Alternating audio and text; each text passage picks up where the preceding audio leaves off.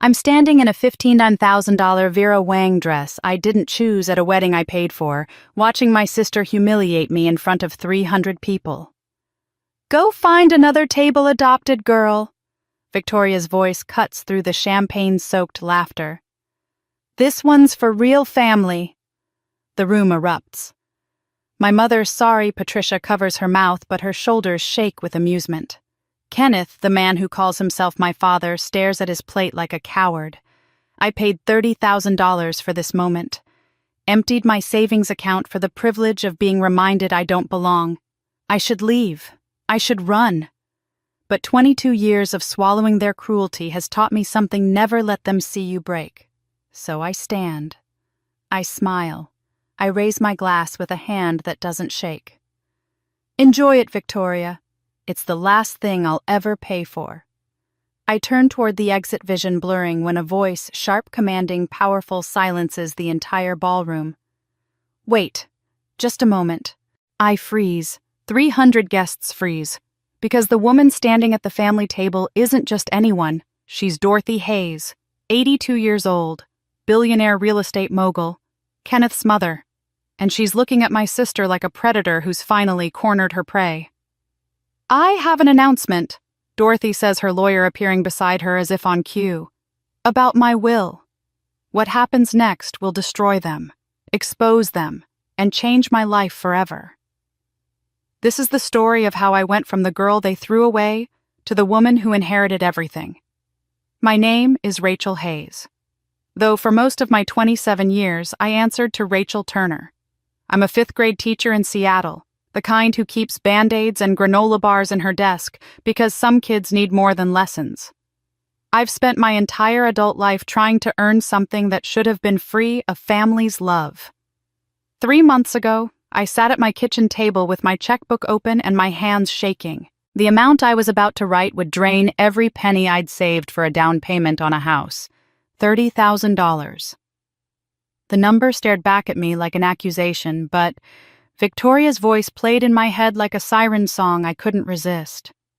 She'd come to my apartment on a Tuesday evening, which should have been my first warning. Victoria never visited unless she wanted something. But that night, she'd brought wine and wore vulnerability like a costume she'd borrowed for the occasion. "Rachel," she'd said, settling onto my second-hand couch, "I need to ask you something important, and I need you to know how hard this is for me." I'd leaned forward, hungry for any scrap of connection. That was always my weakness, hope. "The wedding is going over budget," she'd continued, her voice catching just right. "Mom and Dad have given everything they can. Kenneth maxed out his credit cards. The venue needs $30,000 more, or we'll have to downgrade to something embarrassing." She'd reached across and taken my hand, her eyes glistening with practiced tears. "You're the only one who can help. And I promise, Rachel, after this, after you help make my day perfect, things will be different between us. We'll finally be real sisters." Real sisters. Those 2 words had price tags that apparently started at $30,000. I'd written the check that night, and Victoria had hugged me for exactly 3 seconds before leaving with it clutched in her perfectly manicured hand. The next day, I'd gone shopping for her wedding gift, spending another $2,000 on a designer luggage set because I'd overheard her mention wanting it. I'd wrapped it myself, sitting on my apartment floor with expensive paper and ribbon, writing a card that said, "To my sister, may your journey together be filled with the love I've always hoped we'd share." Now standing in the Four Seasons ballroom, I understood how thoroughly I'd been played. The crystal chandeliers threw prismatic light across 300 guests who belonged here in a way I never would. An orchestra played something classical and expensive in the corner. Ice sculptures shaped like swans were melting slowly beside a champagne fountain that probably cost more than my monthly salary. Victoria had gotten her perfect wedding, and I'd gotten a table in the back corner next to the kitchen doors. I'd worn my navy blue dress, the one I saved for parent-teacher conferences, because I'd spent my clothing budget on luggage Victoria would use to honeymoon in Tuscany. From my exile, I watched my family hold court at the elevated main table. Patricia Regale in burgundy silk accepted compliments from guests with gracious nods. Kenneth laughed too loud at someone's joke, his face flushed with champagne. And Victoria, oh, Victoria was radiant in her $15,000 gown, the one I'd helped pay for, spinning across the dance floor like a princess who'd never known what it meant to be unwanted. I clapped when I was supposed to clap. I smiled when people glanced my way with curious or pitying expressions.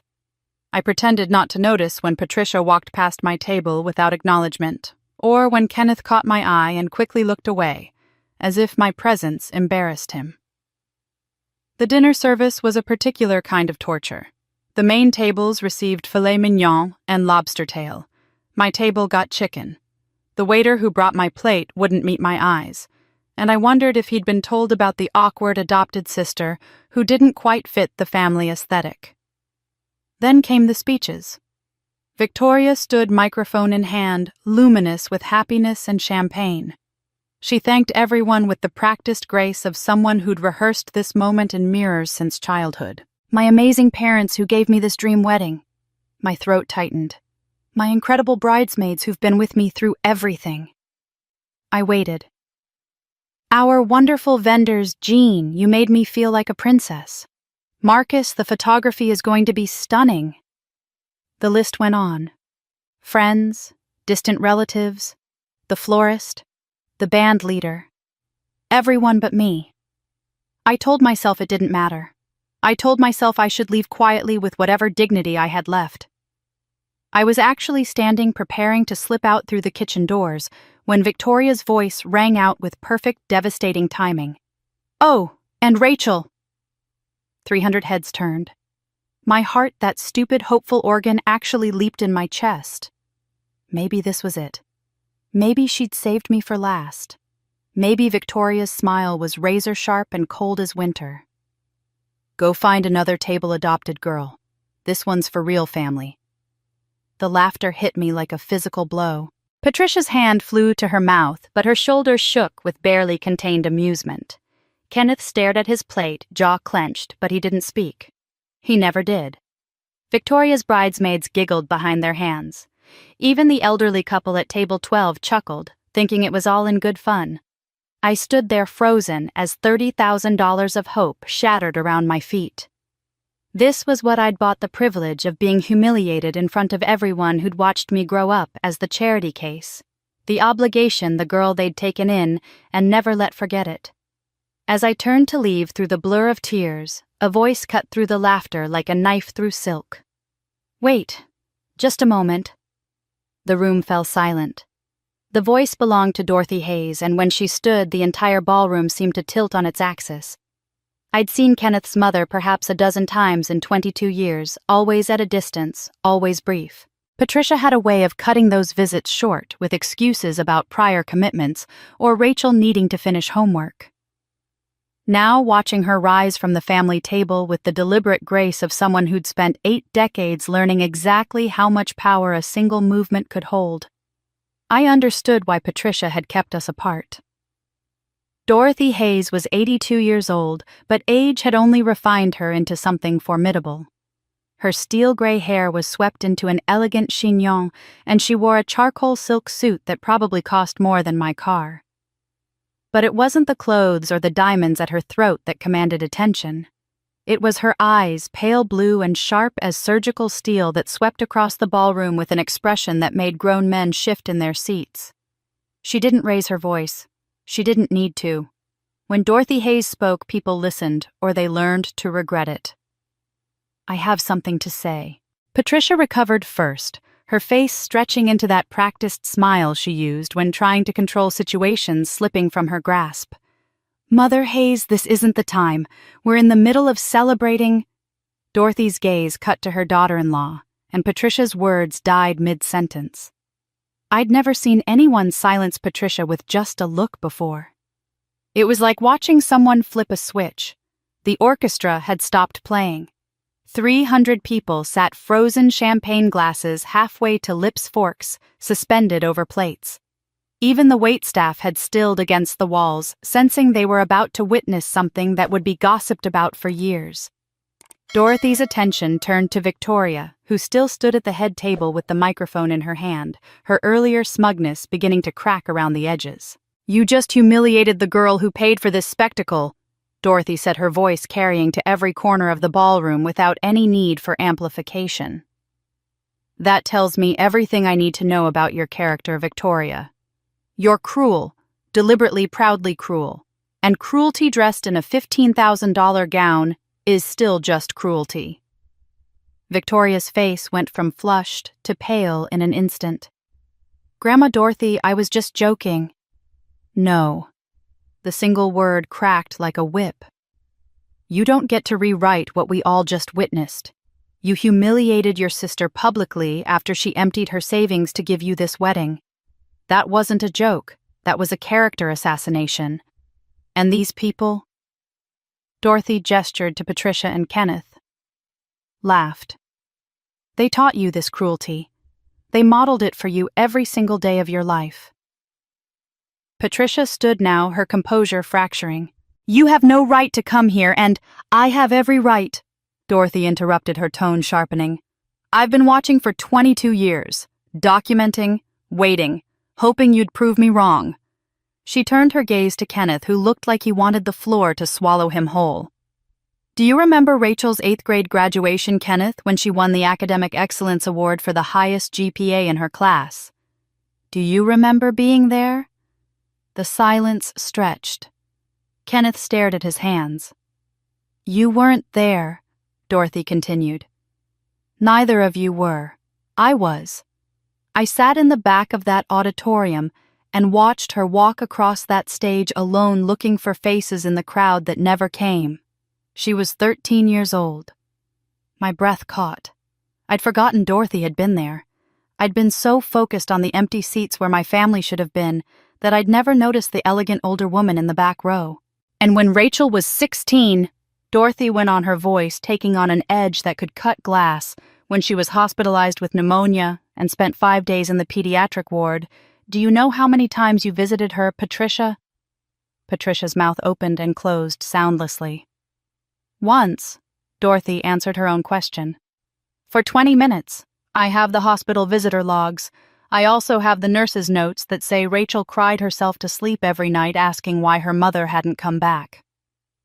I felt my face burning. I didn't remember telling anyone about those nights. I'd worked so hard to bury those memories. "And my personal favorite," Dorothy said, turning to address the entire room now, "when Rachel was accepted to NYU with a full academic scholarship. A remarkable achievement for any student. Do you know what Patricia said to her? The room was so quiet I could hear my own heartbeat in my ears, could hear the faint pop of champagne bubbles bursting in abandoned glasses. She said Rachel was showing off, that she was being selfish for wanting to go so far away when Victoria needed her sister at home." Dorothy's smile was sharp and cold. Victoria was 14 at the time and had both her parents completely devoted to her. But Rachel was supposed to stay and continue being the family's emotional punching bag. Kenneth finally found his voice hoarse and desperate. "Mom, please. You're making a scene." "Good," Dorothy said simply. Someone should have made a scene 22 years ago when you brought Marcus's daughter home and then proceeded to treat her like an inconvenience instead of the precious gift she was." The statement landed like a bomb.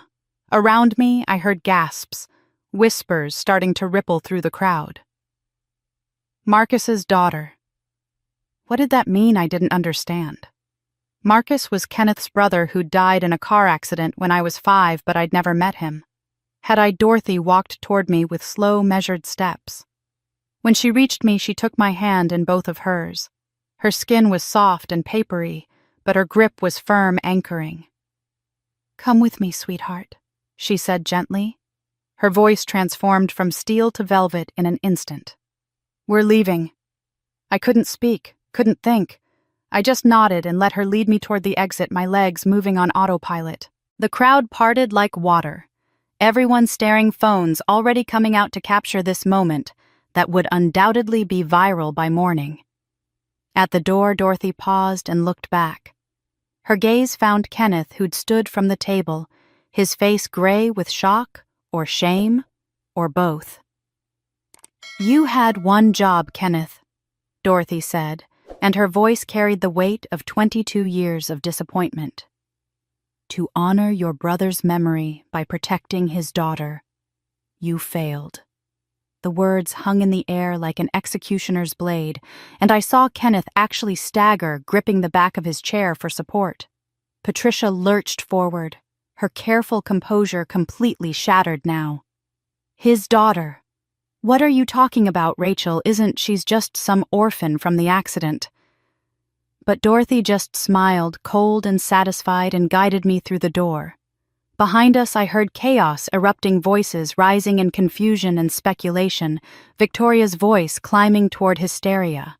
But it all faded as Dorothy led me through the hotel corridor to where a sleek black limousine waited at the curb, its driver already holding the door open.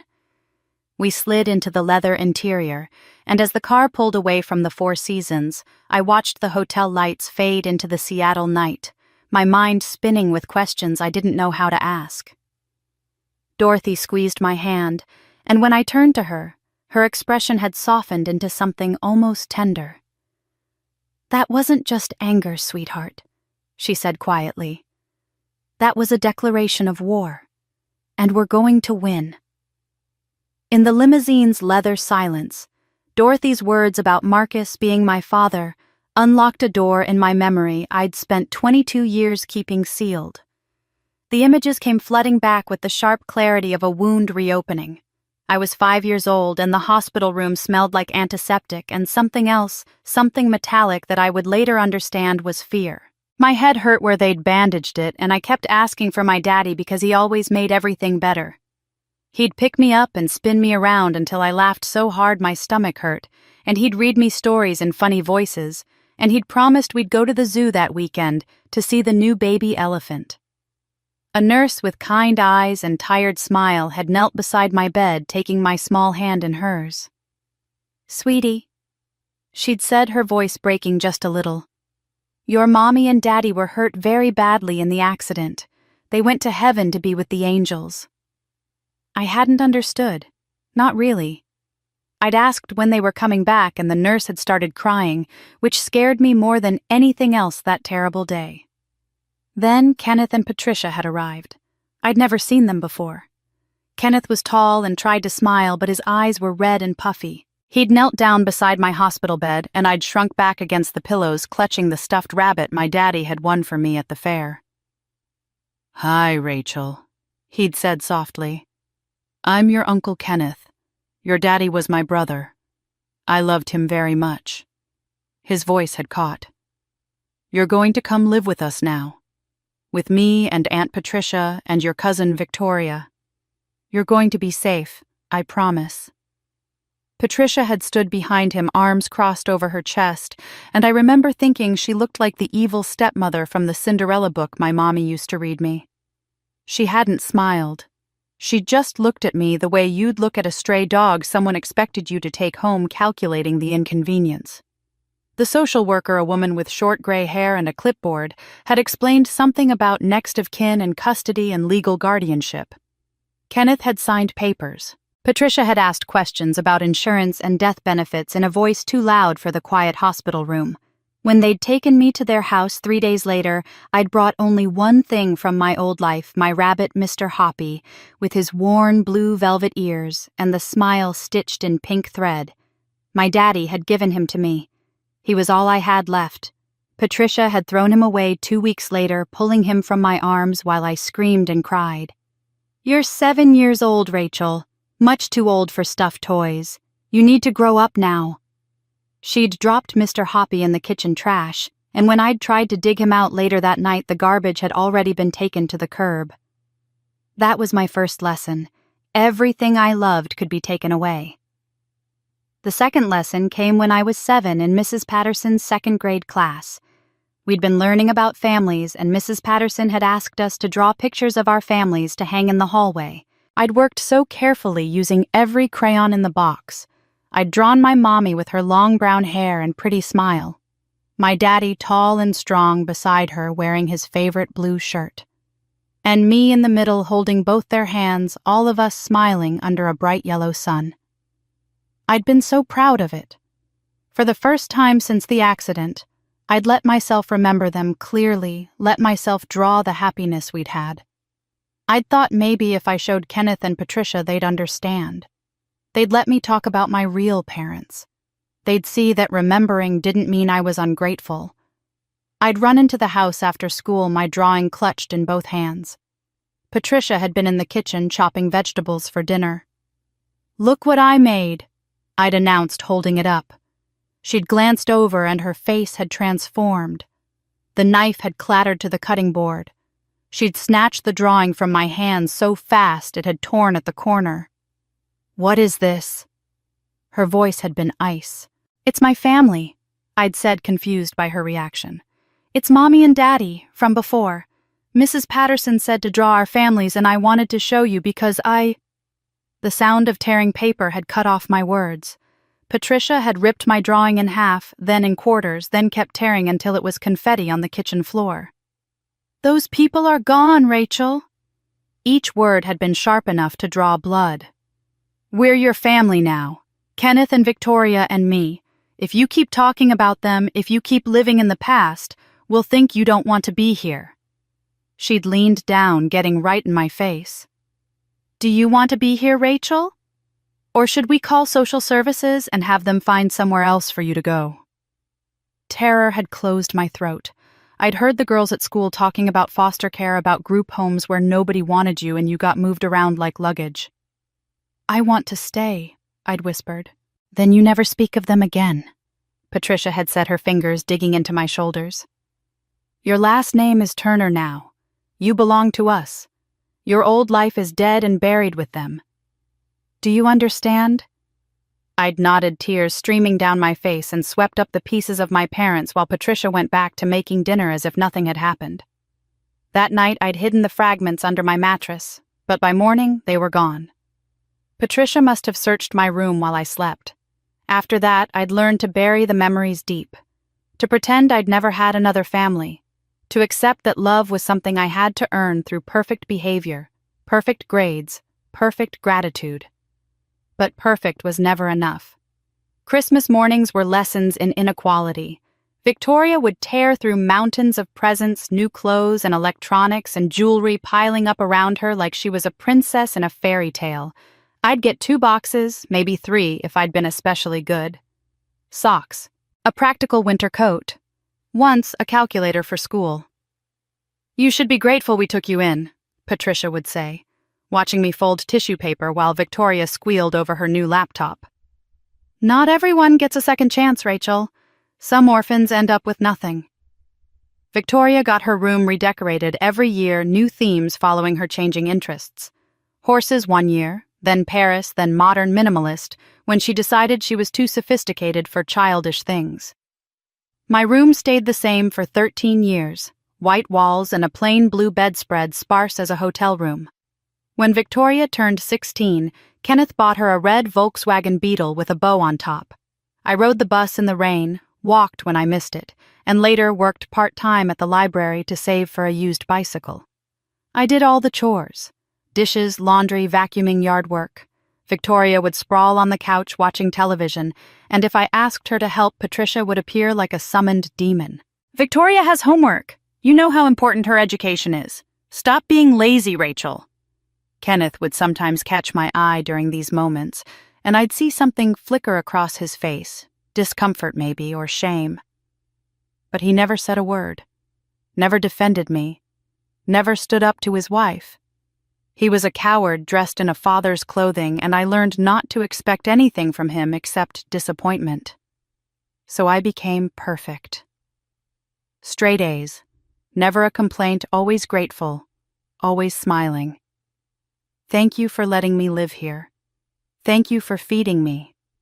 Thank you for tolerating my existence. But it was never enough. I could never be enough, because they'd decided from the beginning that I wasn't worth loving. I learned early that love wasn't something I could earn. It was something they decided I didn't deserve. And I believed them, lived that lie for 22 years until Grandma Dorothy showed me I'd been lied to all along. The pattern had been set so early that by the time I was an adult, I didn't even question it anymore. Love had a price tag, and I was always willing to pay it no matter how much it cost me. 3 months before the wedding, Victoria had shown up at my apartment on a Thursday evening. I lived in a modest 1-bedroom in Capitol Hill, The kind of place where the heating was unpredictable and you could hear your neighbors' conversations through the walls. I'd been grading spelling tests at my kitchen table when she'd knocked, and my first reaction had been alarm. Victoria never visited. In the 5 years since I'd moved out, she'd been to my apartment exactly twice, both times to borrow things she'd never returned. But that night she'd arrived with a bottle of wine and a smile that seemed almost genuine. She'd hugged me at the door, something she hadn't done since we were children, and I'd felt that old familiar hope kindle in my chest like a match struck in darkness. "Rachel," she'd said, settling onto my second-hand couch with an elegance that made my thrift store furniture look even shabbier. "I need to talk to you about something important. Sister to sister, sister to sister." Those words had been a key turning in a lock I'd been trying to open my entire life. She'd explained that the wedding was going over budget. They'd found the perfect venue, the Four Seasons Ballroom, but it required a $30,000 upgrade from their original booking. "Mom and Dad have given everything they could," she'd said, her voice trembling just enough to sound sincere. "They took out a second mortgage to help. Kenneth maxed out his credit cards for my dress and the photographer. But we're still short, and if we don't pay by next week, we'll lose the venue entirely." She'd reached across my battered coffee table and taken my hand, her eyes glistening with what I'd wanted so desperately to believe were real tears. "You're the only one who can help, Rachel. I know we haven't always been close. I know I haven't been the best sister. But this is my one special day, the day I've been dreaming about since I was a little girl. And after this, after you help make it perfect, things are going to be different between us. I promise. We'll finally be real sisters." Real sisters. The words had wrapped around my heart like a vine squeezing until I could barely breathe. This was it, I'd thought. This was finally my chance to prove I belonged, to show that I was worth keeping, to buy my way into the family I'd been begging to join for 22 years. My savings account had $32,000 in it. I'd been putting away money since I'd started teaching, living frugally, skipping vacations, buying my clothes at consignment shops. It was supposed to be for a down payment on a house, for a future where I'd finally have something that was truly mine. But what good was a house if I was alone in it? What good was anything if I didn't have a family? I'd written the check that night, my hand shaking as I formed the numbers. Victoria had hugged me for exactly 3 seconds, grabbed the check, and immediately launched into excited chatter about floral arrangements and seating charts, and whether the champagne fountain was too much or just right. She'd never asked how I was, never asked about my students or my life, or whether giving away my entire savings might be difficult for me. She'd simply taken what she wanted and left the check already folded in her designer purse. As I'd watched her drive away in the BMW Kenneth had bought her for college graduation, I'd thought about my 16th birthday. The memory had come unbidden, sharp and cruel as a slap. I'd woken up that morning with hope fluttering in my chest like a caged bird. 16 was important. 16 meant sweet 16 parties and special celebrations. Maybe this year would be different. Maybe Patricia had been planning something in secret. I'd come downstairs to find her at the stove making pancakes, Victoria's favorite, the ones with chocolate chips and whipped cream. It wasn't Victoria's birthday. It was just Tuesday. But Patricia was humming while she cooked, and the kitchen smelled like warmth and sugar, and something that might have been love if you squinted hard enough. "Special day today," I'd said, carefully pouring myself orange juice. Patricia hadn't even looked up. "Is it?" The hope had deflated so quickly I'd felt it like a physical pain in my chest. But I'd tried again at dinner after a day at school where my friends had wished me happy birthday, where my favorite teacher had given me a cupcake with a candle. Surely my family would acknowledge it at dinner. "It's my birthday," I'd announced as we sat down to meatloaf and mashed potatoes. Patricia had paused fork halfway to her mouth and looked at me with something like irritation. "We don't celebrate your birthday, Rachel." Her voice had been matter-of-fact, as if she were explaining basic arithmetic to a slow student. "It's not like we were there when you were born. We didn't choose that day. We didn't create you. Victoria's birthday matters because she's ours. We made her." We were there from the beginning. You were just inherited." Kenneth had stared at his plate jaw, working like he was chewing words he'd never spit out. Victoria had smirked behind her napkin, her eyes dancing with barely suppressed laughter. I'd excused myself and gone to my room where I'd cried into my pillow while downstairs I could hear them laughing about something on television. My absence unnoticed, my pain irrelevant. That memory had haunted me as I'd spent another $2,000 on Victoria's wedding gift, a designer luggage set I'd seen her admiring online. I'd wrapped it myself, sitting on my apartment floor with expensive paper and satin ribbon, writing a card that said, "To my sister, may your journey together be filled with love. Thank you for letting me be part of your special day." At the engagement party 2 weeks before the wedding, Victoria had opened gifts while surrounded by her giggling bridesmaids and adoring friends. When she'd gotten to mine, she'd read the card aloud in a voice dripping with mockery.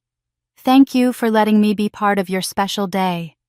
She'd looked up, catching my eye across the room. "Letting you be part of it, Rachel. You paid to be part of it. Literally." The room had erupted in laughter. Patricia, standing near the gift table with a glass of champagne, had added helpfully, "Next time, just give cash, dear. We can use it better than you can pick gifts." I'd smiled through it, my face aching from the effort, telling myself it didn't matter. Just make it to the wedding. After the wedding, everything would be different. Victoria had promised.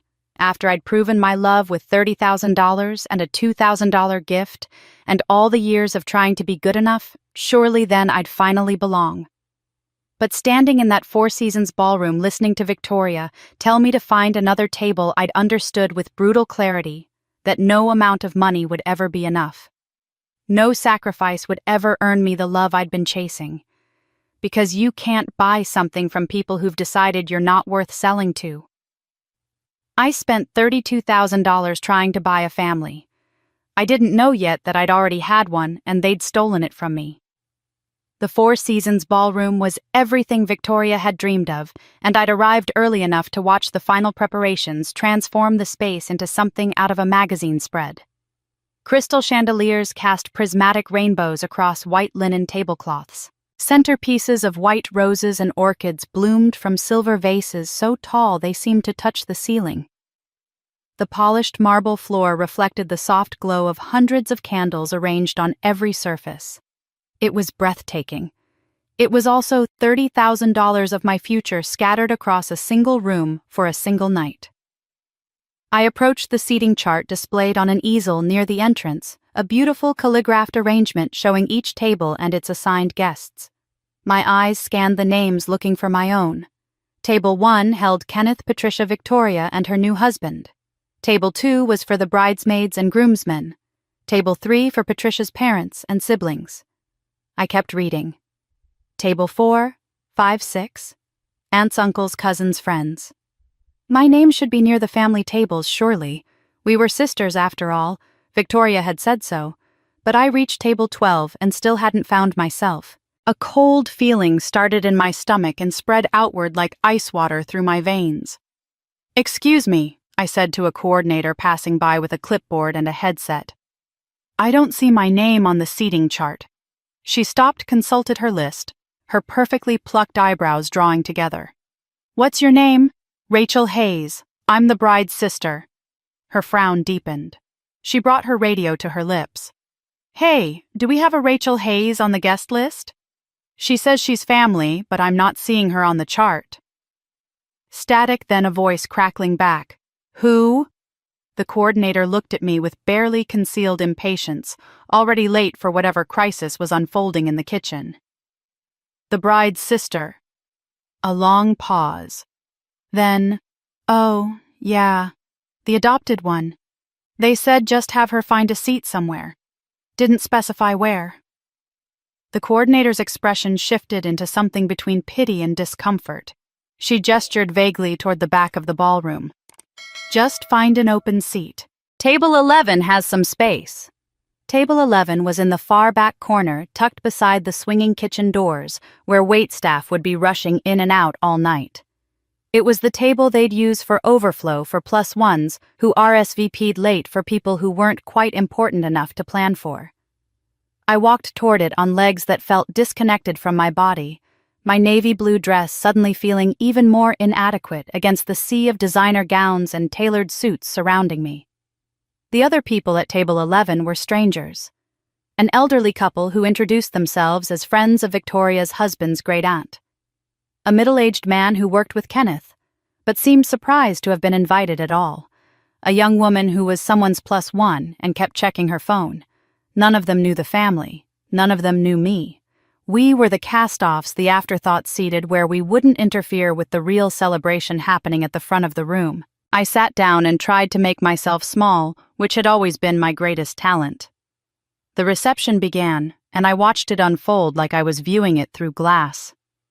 The ice sculptures Victoria had agonized over caught the light and slowly began their inevitable melt swans transforming into abstract shapes. Waiters circulated with trays of caviar and champagne that cost more per glass than I spent on groceries in a week. A live band played from a raised stage, their music filling the space with a sophistication that a DJ could never match. Every detail was perfect, because every detail had been paid for much of it with money I would never get back. I watched Kenneth lead Victoria onto the dance floor for their father-daughter dance, watched her rest her head on his shoulder, while he beamed with pride at this daughter he'd raised, this daughter who was really his. Patricia stood at the edge of the dance floor, dabbing at her eyes with a lace handkerchief, the picture of maternal joy. Photographers circled them like satellites, capturing every angle of this picture-perfect family moment. Nobody called me over for photos. Nobody even looked in my direction. When dinner was served, the waiter placed a plate in front of me that was different from what I could see being served at the main tables. Where they received filet mignon and butter-poached lobster tail, I got chicken breast with a cream sauce that had already begun to congeal. The waiter wouldn't meet my eyes as he set it down, and I wondered if he'd been specifically instructed about the girl at table 11, the one who didn't quite belong. I ate in silence while my table mates made polite small talk about people they barely knew. Between the salad course and the entree, I saw Patricia lean toward a cluster of guests at a nearby table. Her hand raised to her mouth in that gesture that always preceded gossip. She gestured subtly in my direction, and I watched as 4 sets of eyes turned to look at me. They weren't even subtle about it. Patricia was speaking, her lips moving with practiced sympathy, and I could imagine the narrative she was spinning. Poor thing, we took her in when she had nothing. So generous of us to give her a home, such a tragedy about her real parents. We've done our best with her. The lies floated across the room like poison infecting every conversation. I caught fragments from other tables as the night wore on. The adopted daughter. So sad. They're saints for taking her in. Each whisper was another layer of fiction built on top of the truth, burying it so deep that nobody would ever think to dig. What they didn't know, what none of them could possibly understand, was that I was the reason they were all here. Every forkful of filet mignon, every sip of premium champagne, every note from the live band, every rose in every centerpiece existed because I had made it possible. I hadn't just attended this wedding. I had built it brick by expensive brick with money I'd saved by eating ramen and wearing secondhand clothes and living in an apartment where the heat barely worked. They were celebrating with my sacrifice while telling each other stories about their charity. Across the vast expanse of the ballroom at the elevated family table that might as well have been on another planet, I noticed Grandma Dorothy. She sat with perfect posture, her hands folded in her lap, but she wasn't smiling. While everyone around her laughed and toasted and celebrated, Dorothy's face was still as stone. She was watching everything with those sharp blue eyes that missed nothing. Our gazes met for just a moment, and something passed between us that I didn't have words for yet. She gave me the smallest nod, barely perceptible, and then her attention shifted to Patricia, to Kenneth, to Victoria, holding court in her $15,000 gown. Dorothy's expression never changed, but I saw her reach into her small black clutch and pull out what looked like a leather notebook. She wrote something down her pen, moving with deliberate precision, then tucked it away. I didn't understand it then. I couldn't have known that Dorothy had been documenting everything for years, building a case as carefully as a prosecutor preparing for trial. I couldn't have known that she'd come to this wedding with a specific purpose, that she'd been giving them one final opportunity to show even a shred of decency, to acknowledge me as something more than an obligation, to treat me like I mattered. I couldn't have known that she'd just written her final piece of evidence, the conclusion to a story she'd been recording for 22 years. Tonight they showed their true nature publicly, the final evidence I needed. I sat alone at a wedding I'd paid for, invisible to the family I'd bought it for, not knowing that someone was finally seeing me and preparing to change everything. The dessert course had just been cleared when Victoria rose from her chair, champagne glass in one hand and microphone in the other. She was radiant with alcohol and attention, her cheeks flushed pink, her eyes bright with the kind of happiness that comes from being the center of 300 people's admiration. The room quieted as she tapped her glass with a fork, the crystal chime cutting through the ambient chatter. "I just want to take a moment," she began, her voice amplified and confident, "to thank everyone who made this day so incredibly special." I felt my hands tighten around my napkin in my lap. This was it. Surely now, in front of everyone, she would acknowledge what I'd done. Surely she'd thank me. "First, my amazing parents," Victoria gushed, raising her glass toward Patricia and Kenneth, who beamed like she'd just announced they'd won the lottery. "Mom, Dad, you gave me this dream wedding. You sacrificed so much to make today perfect, and I'll never be able to repay you for the love you've shown me my entire life." My throat constricted. Patricia dabbed at her eyes with her napkin, accepting the applause that rippled through the room. Kenneth stood and bowed slightly, his face red with pride and champagne. Neither of them had contributed a single dollar to this wedding beyond their presence. Victoria continued working her way through an elaborate list of acknowledgments. "My gorgeous bridesmaids who've stood by me through thick and thin. Sarah, Jen, Melissa, you're not just my friends, you're my sisters." She blew them a kiss. They squealed and blew kisses back. "And Marcus, my wonderful husband, who had the good taste to fall in love with me." Laughter from the crowd. "Our incredible photographer, David, who's going to make us look like movie stars. Jean, our florist, you made this room look like something out of a fairy tale. The amazing team at the Four Seasons who executed every detail flawlessly." Each name was another small cut. The photographer I'd helped pay for, the florist whose invoice I'd seen, the Four Seasons venue that had required $30,000 I would never get back. She thanked the band, the cake designer, the calligrapher who'd done the invitations. She thanked people I'd never heard of, distant relatives who'd done nothing but show up and eat expensive food. I sat frozen at table 11, my tablemates politely applauding along with everyone else, probably wondering why I looked like I was about to be sick. Then, Victoria paused. She scanned the room, her eyes sweeping across the tables, and for one horrible, hopeful moment, I thought she was looking for me. Our eyes met across the expanse of marble and candlelight. "Oh!" she exclaimed, as if she'd just remembered something important. "I almost forgot someone." My heart lurched in my chest. This was it. After everything, she was going to acknowledge me.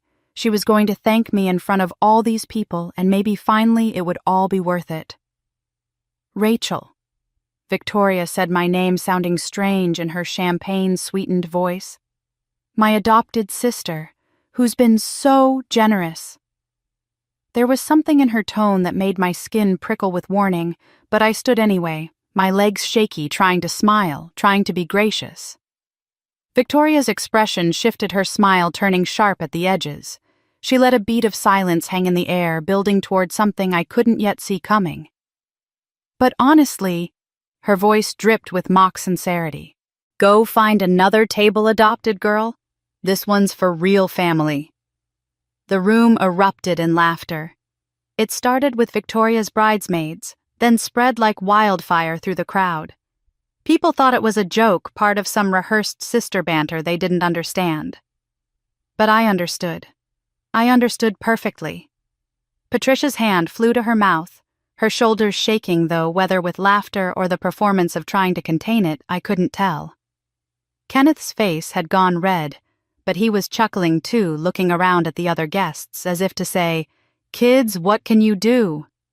Victoria's husband was grinning, shaking his head at his bride's supposed wit. I stood there in front of 300 people, $32,000 poorer, and felt something inside me finally break clean in half. But the night before in my hotel room, something else had happened that I hadn't fully understood yet. I'd been sitting on the edge of the bed in my modest room at a Holiday Inn 2 miles from the Four Seasons, seriously considering not going to the wedding at all. I'd already paid for it. The money was gone. What did I owe them beyond that? Why should I subject myself to another day of being invisible, of watching them celebrate with resources I'd provided, while pretending I didn't exist? The knock on my door had been soft, but firm. When I'd opened it, Dorothy Hayes stood in the hallway, elegant in a charcoal traveling suit, carrying a small wrapped box tied with white ribbon. "Grandma Dorothy?" I'd said, shocked. We'd barely spoken over the years. Patricia had always found ways to cut our interactions short to keep us separated with excuses and scheduling conflicts and suddenly remembered obligations. "May I come in, Rachel?" Her voice had been gentle, and I'd stepped aside automatically. She'd settled into the room's single armchair and placed the box on the desk. "I wanted to give you this before tomorrow. Open it." My hands had trembled as I'd unwrapped it. Inside was a leather-bound photo album, worn at the edges but carefully maintained. I'd opened it to the first page and stopped breathing. There I was at 5 years old, first day of kindergarten, standing in front of Kenneth and Patricia's house with a backpack almost as big as I was. I was trying to smile, but my eyes were red from crying. I didn't remember anyone taking this photo. I'd turned the page. Age 8, at my elementary school science fair, holding a first-place ribbon and a poster board about the solar system. I was beaming with pride, standing alone in a gymnasium full of families. Another page. My high school graduation.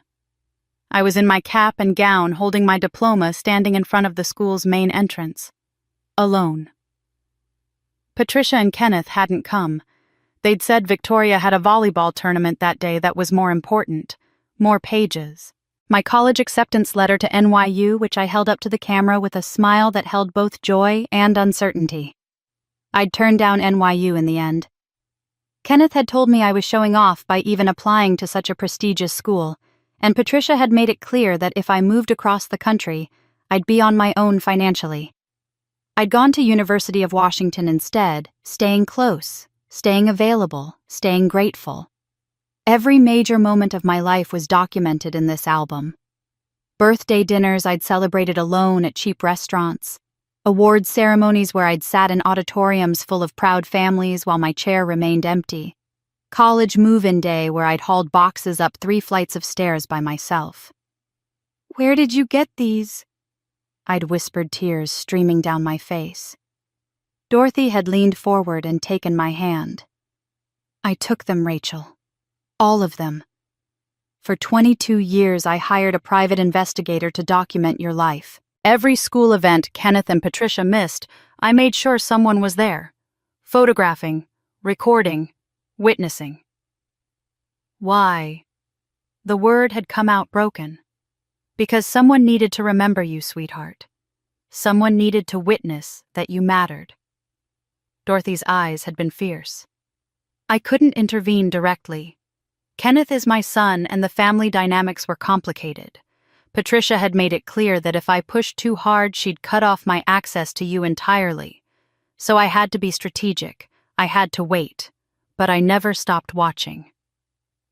She'd told me then about the report cards I'd sent her every semester, how Patricia had intercepted them and thrown them away, but Dorothy had retrieved them through her investigator. About my college graduation, where Dorothy had sat in disguise in the back row watching me walk across that stage. About every moment of my life she'd documented, archived, saved. "You were never invisible, Rachel," she'd said, gripping my hands tightly. "I saw you. I've always seen you." Now standing in the Four Seasons ballroom with 300 people laughing at Victoria's cruel joke, I remembered Dorothy's words. I remembered her eyes, fierce and focused when she'd said them. And I understood finally that she hadn't just been documenting my life for sentiment. She'd been building evidence. As I walked toward the exit through the blur of tears and laughter, I didn't know that Grandma Dorothy had already set the wheels in motion. The family that destroyed me was about to face the reckoning of their lives. I'd made it maybe 20 feet toward the exit, my vision tunneling through unshed tears, when Dorothy's voice cut through the laughter like a blade through silk. "Wait, just a moment." The effect was instantaneous. The band's violinist drew his bow across the strings in a discordant screech as the music died. 300 conversations stopped mid-word. Even the waitstaff froze against the walls, champagne bottles suspended in mid-pour. The ballroom, which moments ago had been filled with cruel laughter, at my expense fell into a silence so complete I could hear the ice melting in the sculptures. I turned still near the back of the room and watched Dorothy rise from the family table with a deliberateness that made every movement seem choreographed. She was 82 years old, but in that moment she commanded the space like a general surveying a battlefield. Patricia recovered first, her face arranging itself into that placating smile she used when trying to control things spinning away from her grasp. "Mother Hayes, this really isn't the appropriate time. We're in the middle of celebrating Victoria's special day." "What's not appropriate," Dorothy interrupted, her voice slicing through Patricia's attempt at damage control, "is what I just witnessed." Patricia's smile fractured at the edges. Kenneth had half risen from his chair, his face going from champagne-flushed to ashen. Victoria stood uncertainly, still holding the microphone, suddenly looking very young and very confused. Dorothy gestured to someone in the crowd, and the wedding coordinator appeared, looking flustered, bringing a microphone. Then, as if materializing from thin air, a distinguished man in his 60s stepped forward from among the guests. He carried a leather briefcase and moved with the quiet confidence of someone who'd done this before. Walter. I would later learn his name was. Dorothy's attorney for 30 years. Walter opened his briefcase and began setting up what looked like a portable document camera, the kind teachers use to project papers onto screens. The Four Seasons Ballroom had state-of-the-art AV equipment installed for the video montage Victoria had planned for later in the reception. Walter connected the camera to the system with practiced efficiency while 300 people watched in stunned silence. "I need everyone's attention," Dorothy said into the microphone, her voice steady and clear. "What I'm about to discuss concerns my estate, and I want there to be no confusion about what happens here tonight." Patricia made a small sound of protest, but Kenneth grabbed her arm, restraining her. Even he seemed to understand that something momentous was unfolding, something that had been set in motion long before tonight. 3 weeks ago, Dorothy continued, "I executed my final will and testament." She nodded to Walter, who placed a document under the camera. The image appeared on the screens positioned around the ballroom official letterhead, clearly visible notary stamps and signatures making it unmistakably legal. "This document has been properly witnessed, notarized, and filed with my attorneys. It is legally binding." The room seemed to hold its collective breath. "My estate," Dorothy said, her eyes sweeping across the crowd before landing on me, "currently valued at approximately $8 billion, will go entirely to my granddaughter Rachel Hayes." The gasps were audible, a wave of shock rippling through the guests. Patricia's scream cut through it like a siren. "Granddaughter, she's just some orphan Kenneth took in out of—" "We'll address the specifics of Rachel's parentage shortly," Dorothy said, her tone making it clear this interruption was both expected and irrelevant. "For now, what matters is this: the bulk of my estate goes to Rachel. However—" She paused, and I saw something calculating flash in her eyes. "I also established a separate trust fund 3 weeks ago, $2 million to be divided equally among Kenneth, Patricia, and Victoria." I saw Patricia's expression transform from outrage to greedy calculation. $2 million divided 3 ways. $666,000 each. Her fingers twitched like she was already counting it. Kenneth had gone completely still, his lawyer's mind probably already working through implications and possibilities. Victoria looked between her parents, her new husband whispering urgently in her ear. "This trust fund—" Dorothy continued, her gaze finding me again where I stood frozen near the exit. has one simple condition. The silence somehow deepened. I could hear my own heartbeat thundering in my ears. If anyone in this family, Kenneth, Patricia, or Victoria, offers Rachel a sincere apology within the next 60 seconds, the trust will be distributed as planned. Each of you will receive $666,000. Dorothy pulled out her phone, her movements deliberate. If not, the trust will be dissolved immediately, and every dollar will be donated to St. Jude's Children's Hospital. Walter touched something on the AV system, and suddenly Dorothy's phone screen appeared on the projector, a timer app open and ready. 60 seconds, Dorothy said, her finger hovering over the start button. Beginning now. She tapped the screen. The numbers began their countdown: 0:59, 0:58, 0:57. The room was so quiet. I could hear the timer's digital ticking, could hear someone's sharp intake of breath, could hear the rustle of fabric as 300 people leaned forward in their seats. I stood there trembling, watching the numbers fall. Part of me, that desperate child who'd spent 22 years begging for scraps of affection, wanted them to apologize. Wanted Kenneth to stand up and say he was sorry. Wanted Patricia to admit she'd been cruel. Wanted Victoria to take back her words. Even now, even after everything, some small part of me still hoped. 00:50, 0:49, 0:48. Kenneth looked at Patricia. I saw his mouth start to open, saw him lean toward her. Patricia's hand shot out and grabbed his wrist hard enough that I could see her knuckles go white even from across the room. She leaned in close to his ear, but the microphone on their table caught her hissed words anyway. "She's bluffing. Don't you dare." 0:42, 0:41, 0:40. Victoria was panicking now, her carefully constructed poise crumbling. She grabbed her new husband's arm. "That's over $600,000. Just say sorry. Someone just say you're sorry." But even as she urged them, she didn't turn to me herself, didn't speak the words. Her pride wouldn't let her. 0:35, 0:34, 0:33. Guests began whispering urgently. I heard fragments. "Just apologize. It's only 2 words. $600,000. An elderly woman at table 4 actually stood up and called out, "Kenneth, for God's sake, apologize to the girl."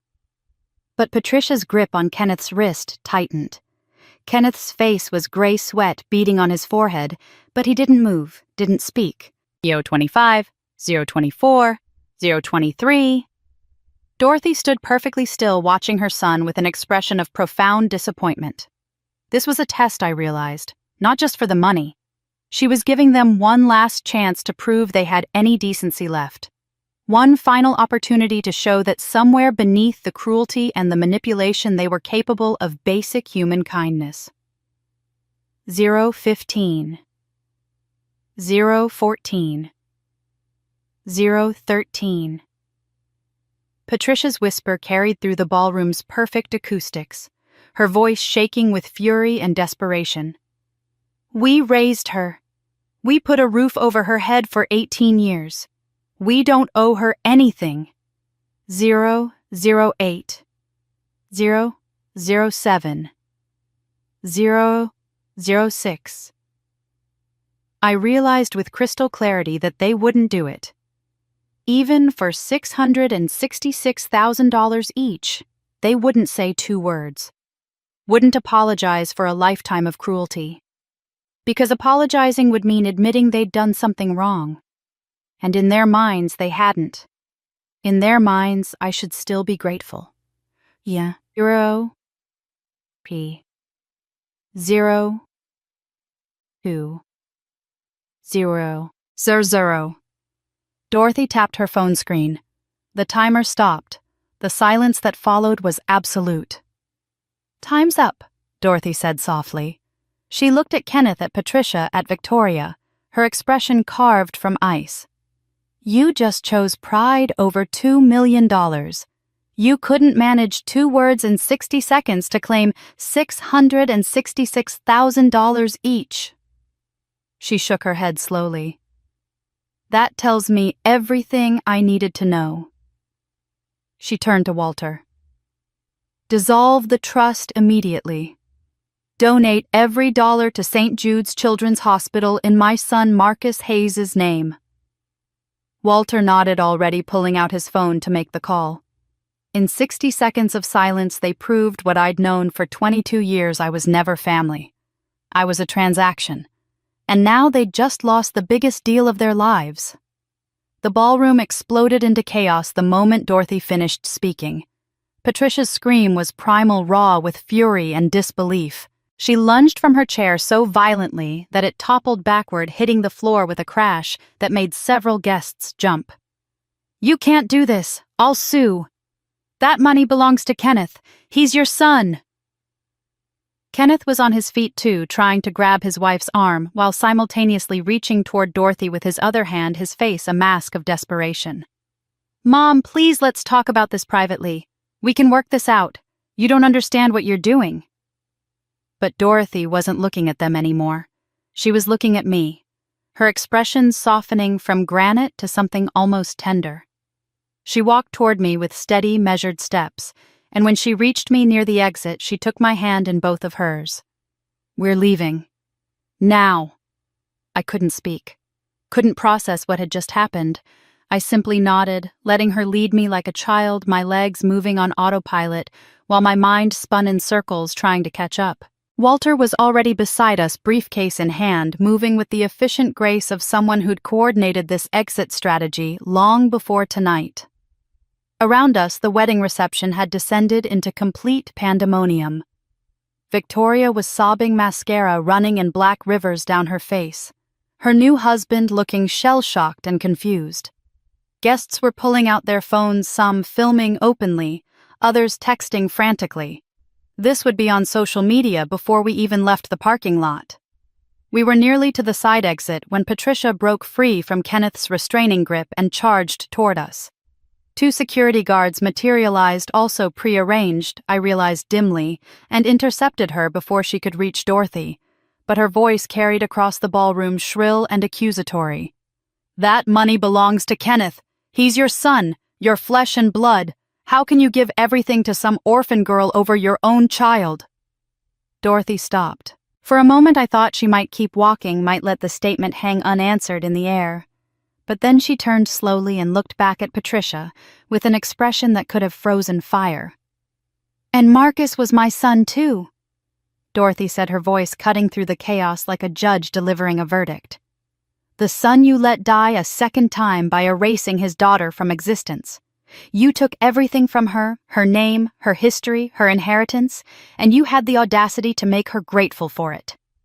The words landed like stones dropped into still water, rippling out through the stunned crowd. Kenneth's face crumpled, and for the first time in my memory, I saw him cry. Not the quiet, restrained tears of a man trying to maintain dignity, but ugly, heaving sobs that shook his entire body. Dorothy turned away from him and guided me through the exit. The heavy door closed behind us, muffling the sounds of the wedding-turned-disaster. A sleek black limousine waited at the curb, engine-running driver standing at attention by the open door. Of course it was prearranged. Dorothy had planned every moment of this. As we slid into the leather interior and the car pulled away from the Four Seasons, I looked back through the rear window. Through the glass doors of the ballroom, I could see Patricia collapsed in Kenneth's arms, her body racked with sobs. Victoria stood alone in her $15,000 dress, surrounded by guests who didn't know whether to comfort her or record this disaster for posterity. The ice sculptures were still melting. The band stood frozen on their stage, and my $32,000 sat scattered across that beautiful room like the wreckage of a shipwreck. Inside the limousine, I was shaking so hard my teeth chattered. Dorothy wrapped a cashmere throw around my shoulders, but I couldn't get warm. My mind kept trying to process what had just happened, but the pieces wouldn't fit together into any coherent picture. "What just happened?" I finally managed to whisper. "What did you mean, granddaughter?" Dorothy took both my hands in hers, her grip firm and anchoring. Her eyes, those sharp blue eyes that had witnessed decades of joy and loss, filled with tears. "Sweetheart, There's so much you don't know. And I'm sorry, so deeply sorry that I waited this long to tell you." She took a breath, steadying herself. "Your father was Marcus Hayes, Kenneth's younger brother, my youngest son." The words didn't make sense at first. I stared at her, waiting for them to arrange themselves into something comprehensible. "When Marcus and your mother died in that accident in 2003, Kenneth was listed as next of kin. He had every legal right to take custody of you. But Kenneth knew exactly who you were, Rachel. He knew you were my granddaughter. He knew you were his brother's child, his niece, his blood, and he hid it." "Why?" The question came out broken. "Because your parents left you a trust fund, $750,000. Life insurance savings, everything they'd built for your future." Dorothy's voice hardened. "If people knew you were Marcus's daughter, you'd have had legal rights to that money, rights they couldn't easily manipulate. Eventually, you'd have had claims to my estate as well. So Kenneth and Patricia made a choice. They told everyone you were just some distant connection, some orphan child they'd taken in out of the goodness of their hearts.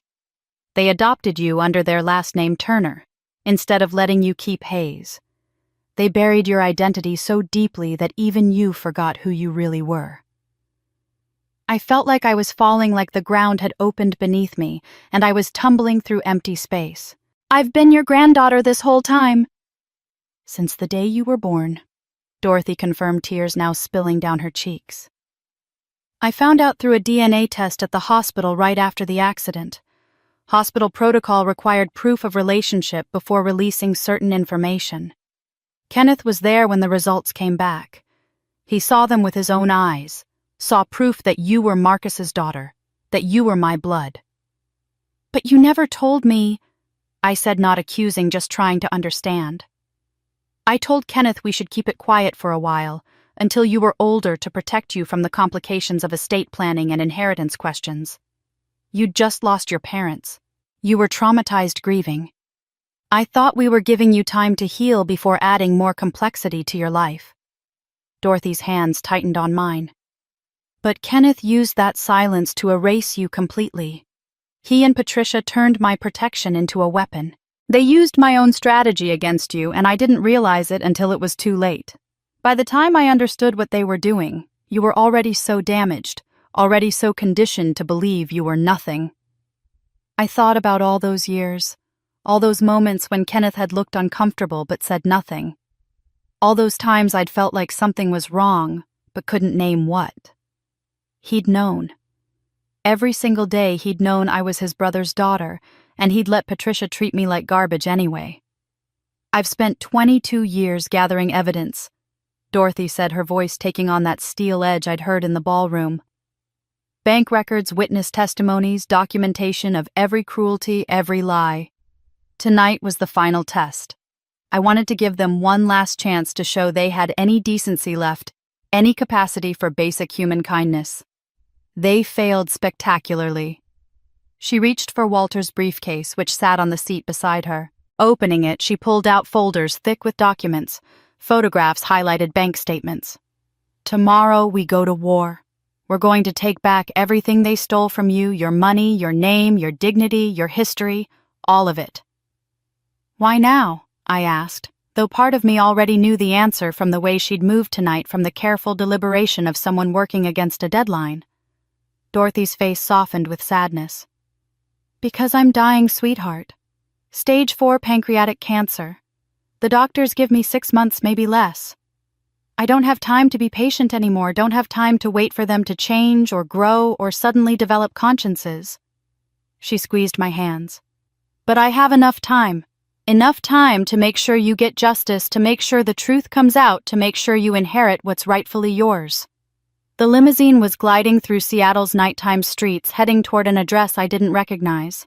Through my tears, I watched the city lights blur past each one, a small point of clarity in a world that had just been turned completely upside down. As we pulled up to an estate I would later learn was Dorothy's home. She said something that would define everything to come.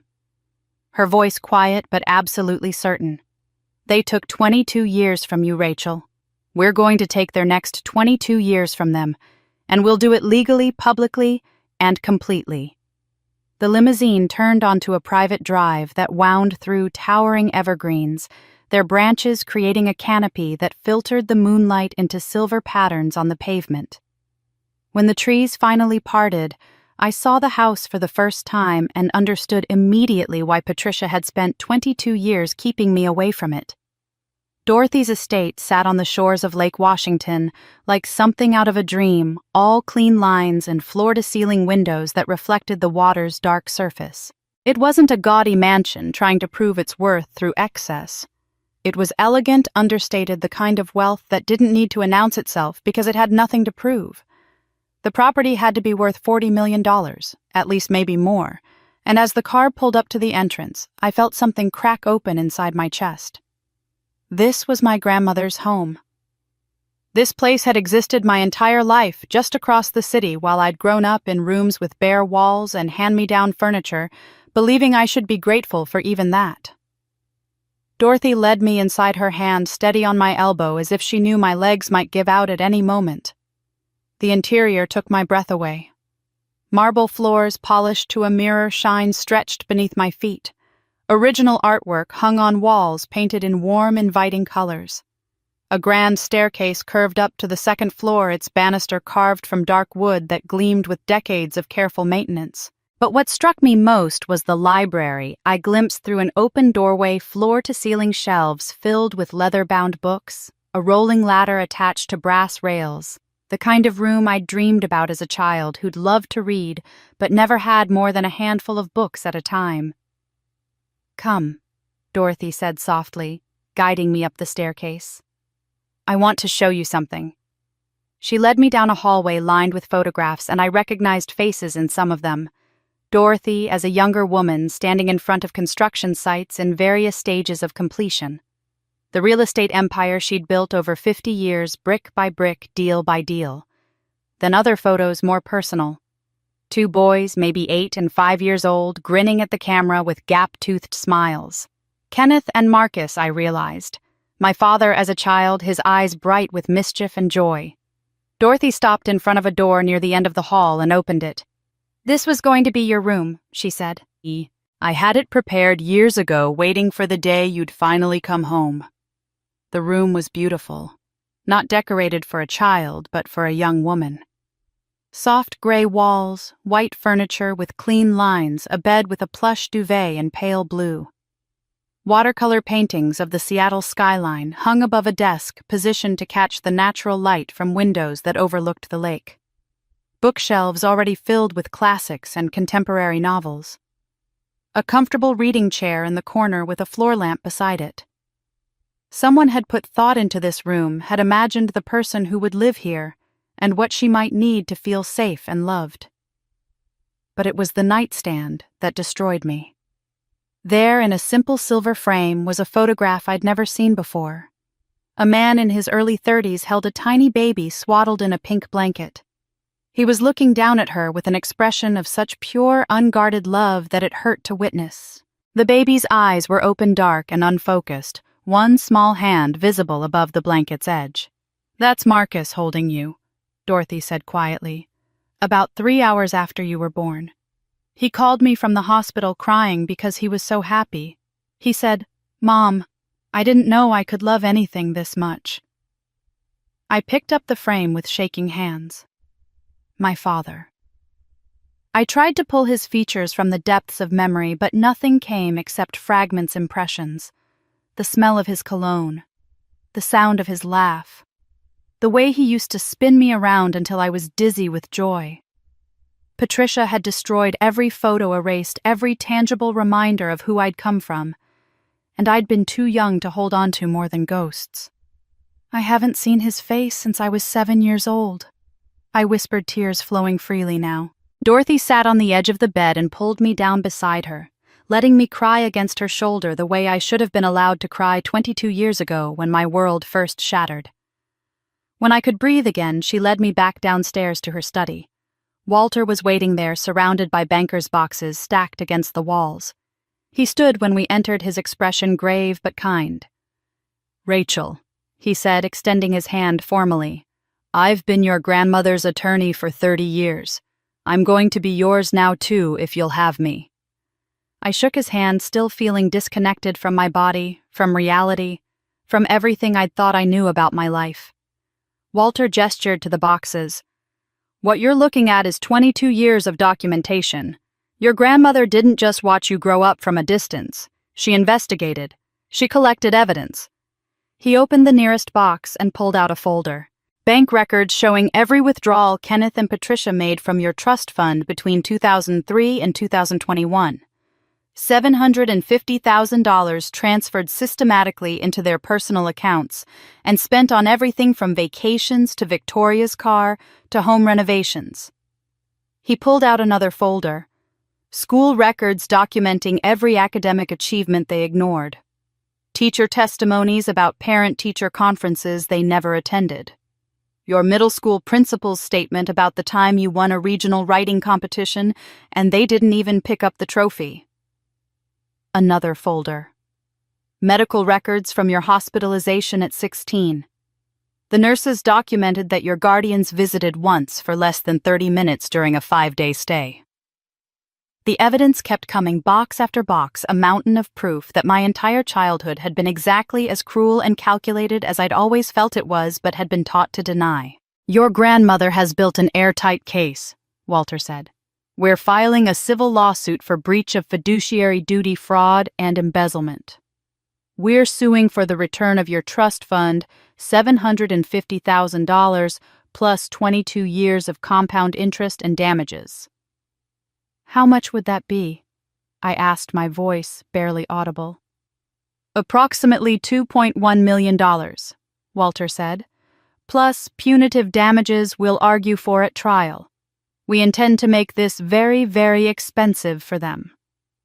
Dorothy stood and walked to a wall safe I hadn't noticed before, hidden behind a painting. She opened it and removed a leather portfolio which she brought to me. Sit down, sweetheart, she said. I sat. She opened the portfolio to reveal financial statements that made my vision swim. Numbers with so many zeros I had to count them twice to believe what I was seeing. My net worth is approximately $8 billion, Dorothy said calmly, as if she were discussing the weather. Real estate holdings, investment portfolios, stock positions built over 50 years. As of 3 weeks ago, when I executed my will, it's all yours. I couldn't speak, couldn't process numbers that large. $8 billion.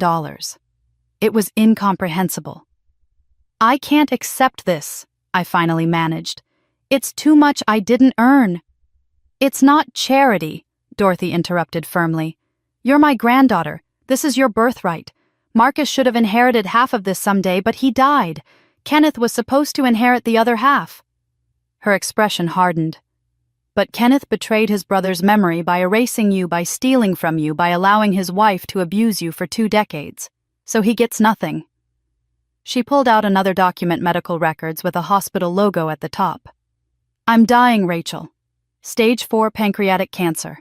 It's metastasized to my liver, my lungs. The doctors give me 4 to 6 months, possibly less.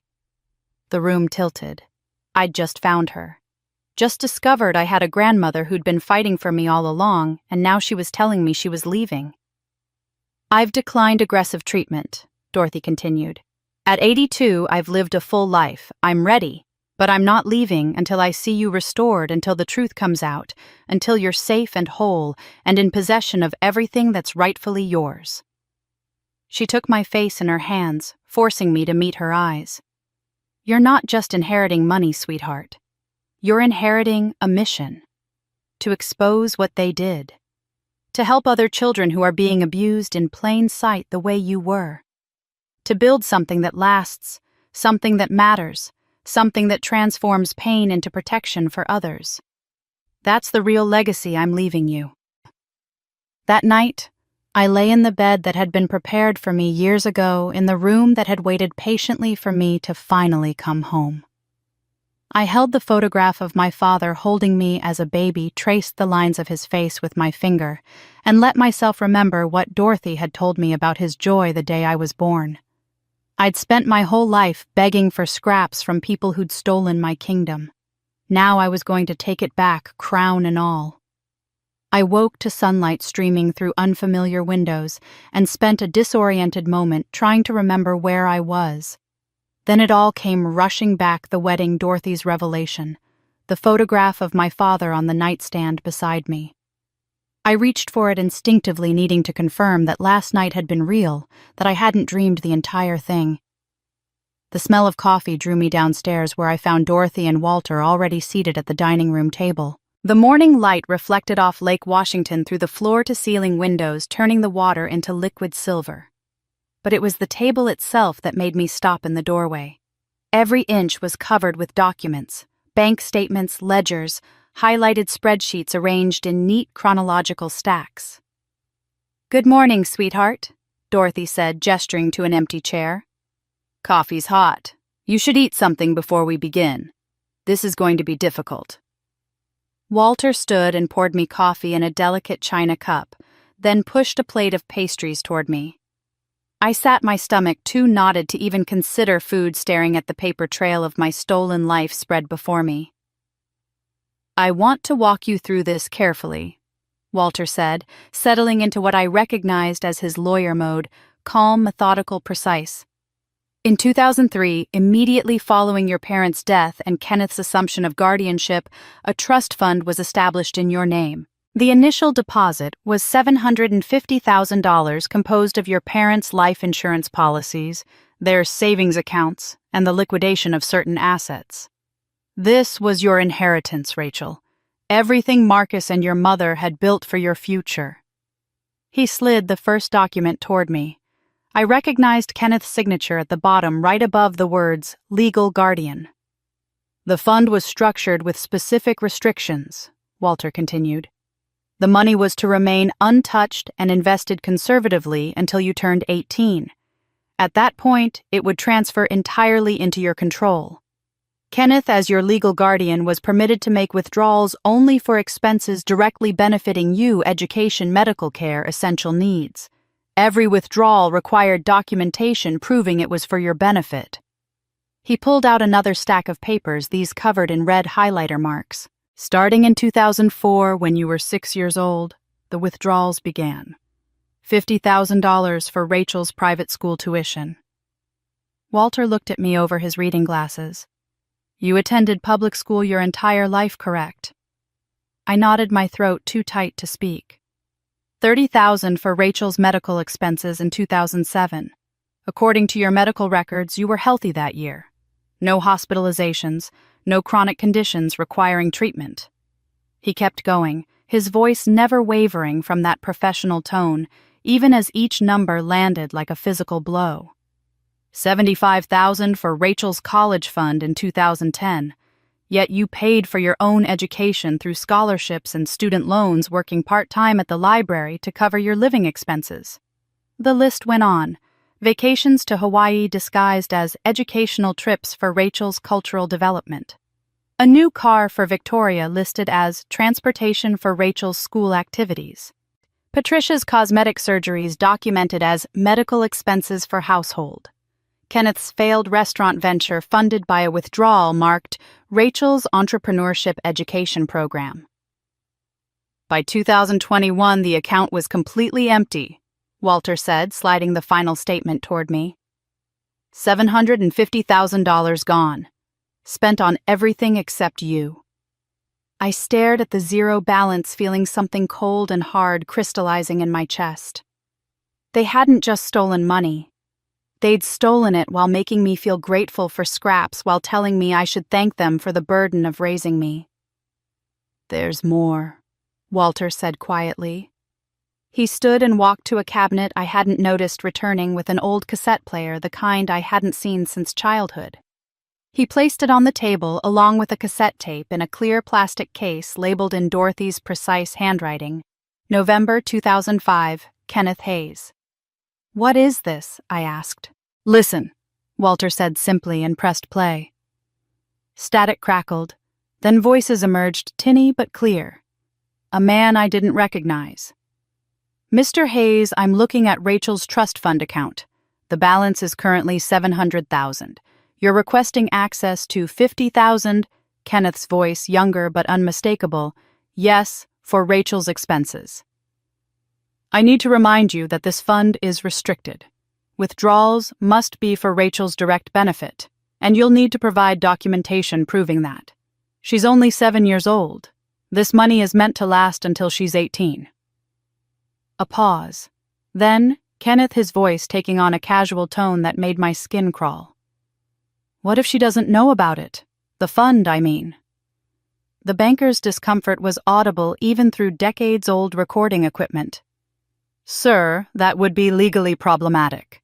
As her guardian, you have a fiduciary duty to protect her interests, which includes informing her of assets held in her name. She's 7, Kenneth said, and I could hear the smile in his voice, the calculation. By the time she's 18, she'll be too busy being grateful we took her in to ask questions about money she never knew existed. Another pause. Besides, my mother doesn't need to know every detail of how I manage the household finances. The tape clicked off. I sat staring at the cassette player, my hands shaking so badly I had to grip the edge of the table. Your grandmother was in the room when this conversation happened, Walter explained. She was visiting Kenneth's house sitting on the couch in his home office. They thought she'd fallen asleep. She hadn't. She'd brought a tape recorder in her purse. Washington is a two-party consent state for recordings, but Dorothy was one of the two parties in that room. The recording is completely legal. I looked at Dorothy, who'd been silent throughout this entire presentation. She met my eyes with an expression that mixed sorrow and steel. He knew, I whispered. From the beginning, he knew exactly what he was doing. Yes, Dorothy said simply. If they stole everything, I said, my voice breaking. How do I have anything to fight with? How can I afford lawyers, court costs, any of this? Dorothy's expression shifted into something almost like a smile. She reached for a folder I hadn't noticed, burgundy leather embossed with a bank logo. Because they didn't know about everything, sweetheart. She opened the folder and slid a document across the table. A life insurance policy yellowed slightly with age, dated May 2003. The name at the top, Marcus Hayes. Benefit amount $1 million. Beneficiary, Dorothy Hayes. Your father didn't trust Kenneth with money, Dorothy said. Brothers know each other's weaknesses, and Marcus knew his brother was easily influenced, especially by Patricia. So when Marcus took out this life insurance policy after you were born, he listed me as the beneficiary, not Kenneth.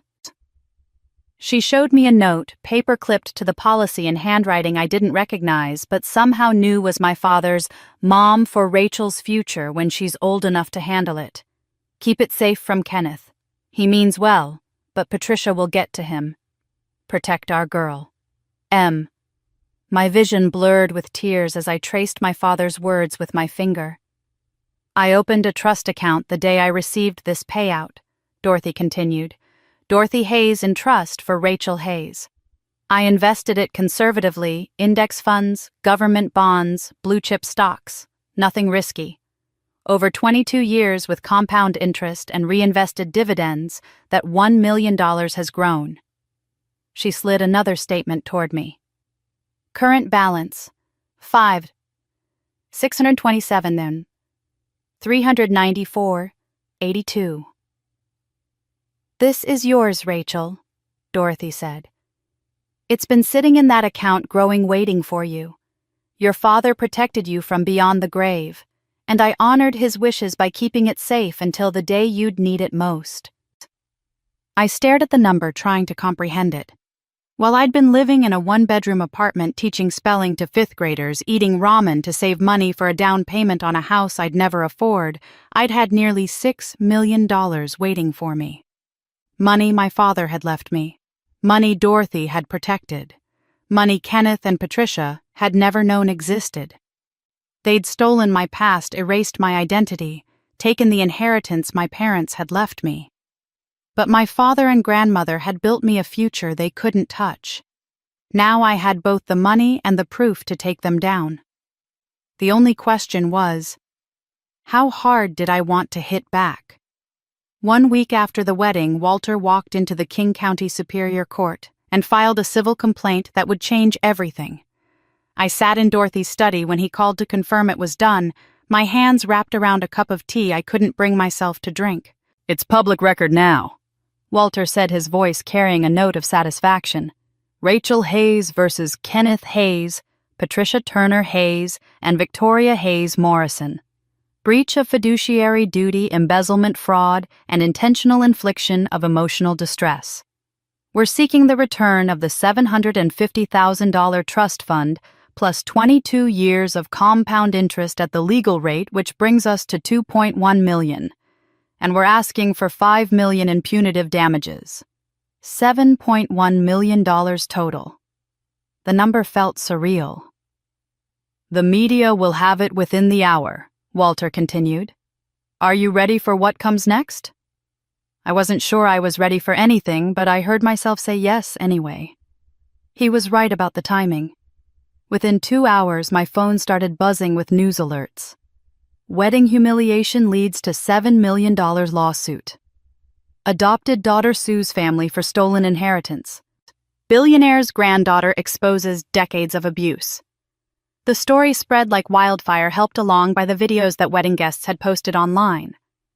Clips of Dorothy's 60-second challenge had already gone viral, but now they were being shared with new context, new outrage. Victoria's cruel toast played on loop across social media platforms, her voice dripping with sarcasm as she told me to find another table. My phone started ringing before the first news cycle had even finished. Kenneth's name appeared on my screen again and again. I watched it ring, feeling Dorothy's hand on my shoulder, and let every call go to voicemail. The messages he left told their own story, a progression from anger to desperation that would have been pathetic if it weren't so infuriating. The first one, his voice tight with barely controlled rage. Rachel, this is insane. Call me back immediately. We need to talk about this before you do something you'll regret. An hour later, you're going to destroy this family over money. After everything we did for you, I can't believe you'd be this ungrateful. By evening, his tone had shifted to pleading. Please, Rachel. We can work this out. I'm your father. We raised you. Doesn't that count for something? Just talk to me. The final message left at 11 p.m. was directed at Dorothy. Not me, Mom, please, you're sick. You're not thinking clearly. Rachel is manipulating you. She's turned you against your own son. This isn't what you want. Dad wouldn't have wanted this. I deleted them all without listening to them a second time. Patricia's response was more calculated. 3 days after the filing, a letter arrived via courier sent from her attorney. Walter opened it in front of me, his expression darkening as he read. She was threatening a countersuit for defamation and elder abuse, claiming I was taking advantage of Dorothy's deteriorating mental state to manipulate her into disinheriting her rightful son. The letter painted me as a gold digger who'd waited until Dorothy was dying to make my move conveniently, ignoring the 22 years of documented abuse and the $750,000 they'd stolen. Standard intimidation tactics, Walter said, setting the letter aside. She has no case. Dorothy's medical records show she's completely lucid. Her oncologist will testify to that if needed. This is just noise. Victoria's approach was the most public and the most foolish. She posted on Instagram a carefully staged photo of herself looking pensively out a window, caption reading, "When family drama gets out of control, some people just want attention and money. It's sad when you realize not everyone wishes you well. Prayers for healing." The comments section became a battlefield within minutes.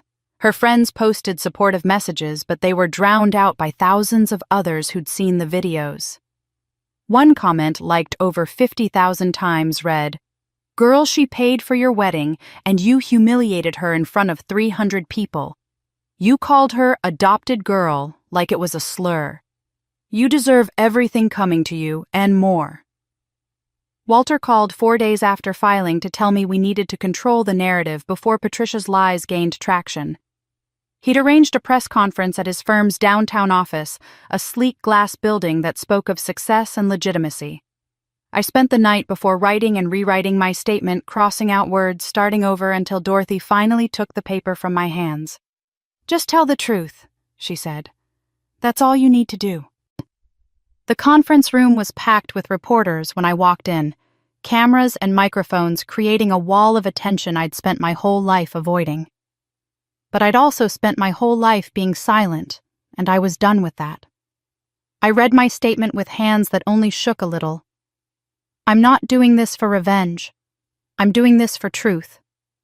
For 22 years, I was told I should be grateful to be chosen, but I wasn't chosen. I was inherited, then exploited. My parents left me $750,000 to ensure I'd have a future. I thought about my answer carefully. I regret believing that love could be bought, but I don't regret finding out the truth.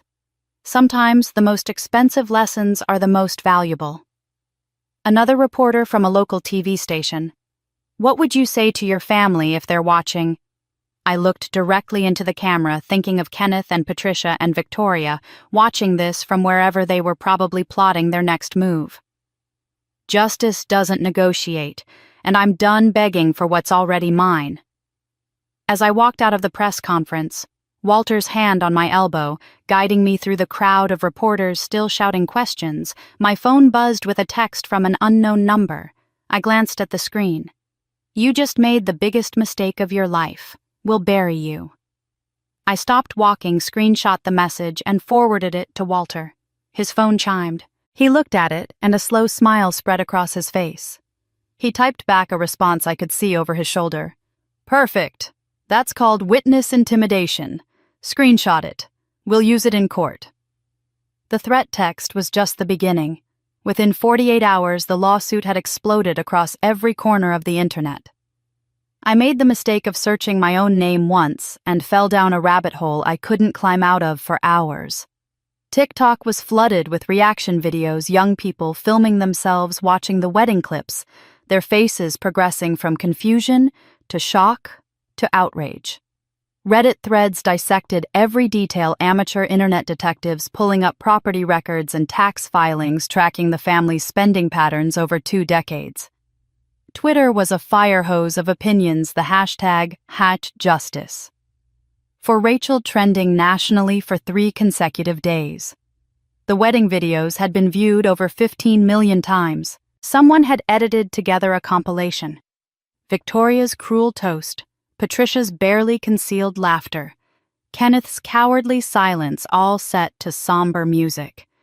It ended with Dorothy's 60-second timer counting down to 0 while the family sat in stubborn, greedy silence. The comments sections were brutal. Imagine being so heartless you can't apologize for $666K. They really thought she'd just take it forever. This is every adoptee's worst nightmare made public. Memes proliferated with disturbing speed. Screenshots of Victoria saying, "adopted girl," with captions mocking her entitlement. Side-by-side comparisons of Rachel's modest teacher salary versus the family's luxury purchases, all funded by her stolen inheritance.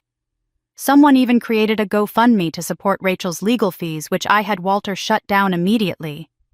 I didn't need crowdfunding. I had $5.6 million and the best attorney in Seattle. But the internet wasn't uniformly on my side. Conservative talk show hosts seized on the story as evidence of generational entitlement. This is what's wrong with millennials today. One particularly bombastic commentator ranted. A family takes in an orphan, raises her for 18 years, and she thanks them with a $7 million lawsuit. Where's the gratitude? Where's the respect for the people who gave her a home? Even some adoptee advocacy groups were divided. Most supported me publicly, recognizing the abuse for what it was.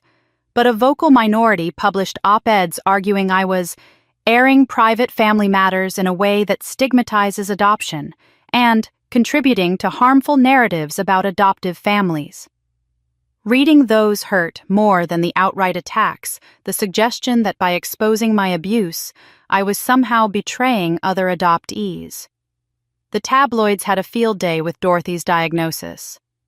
"Dying billionaire's last revenge," screamed one headline above an unflattering photo of Dorothy leaving a medical appointment. "Grandma's $8 billion, middle finger to her son," declared another. They speculated about her mental competence, her motivations, whether I was a master manipulator who'd seduced a sick old woman into disinheriting her rightful heirs. I hated all of it, the circus of strangers dissecting my pain for entertainment and outrage. I told Walter as much when he came for our daily strategy session. I know it's unpleasant, he said, not unsympathetically, but public pressure helps our case. Judges are human, they read the news, they scroll social media.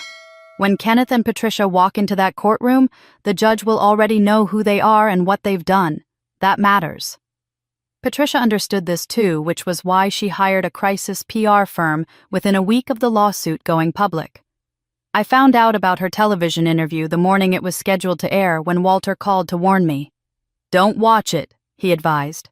It'll just upset you and nothing she says will matter in court. Of course I watched it.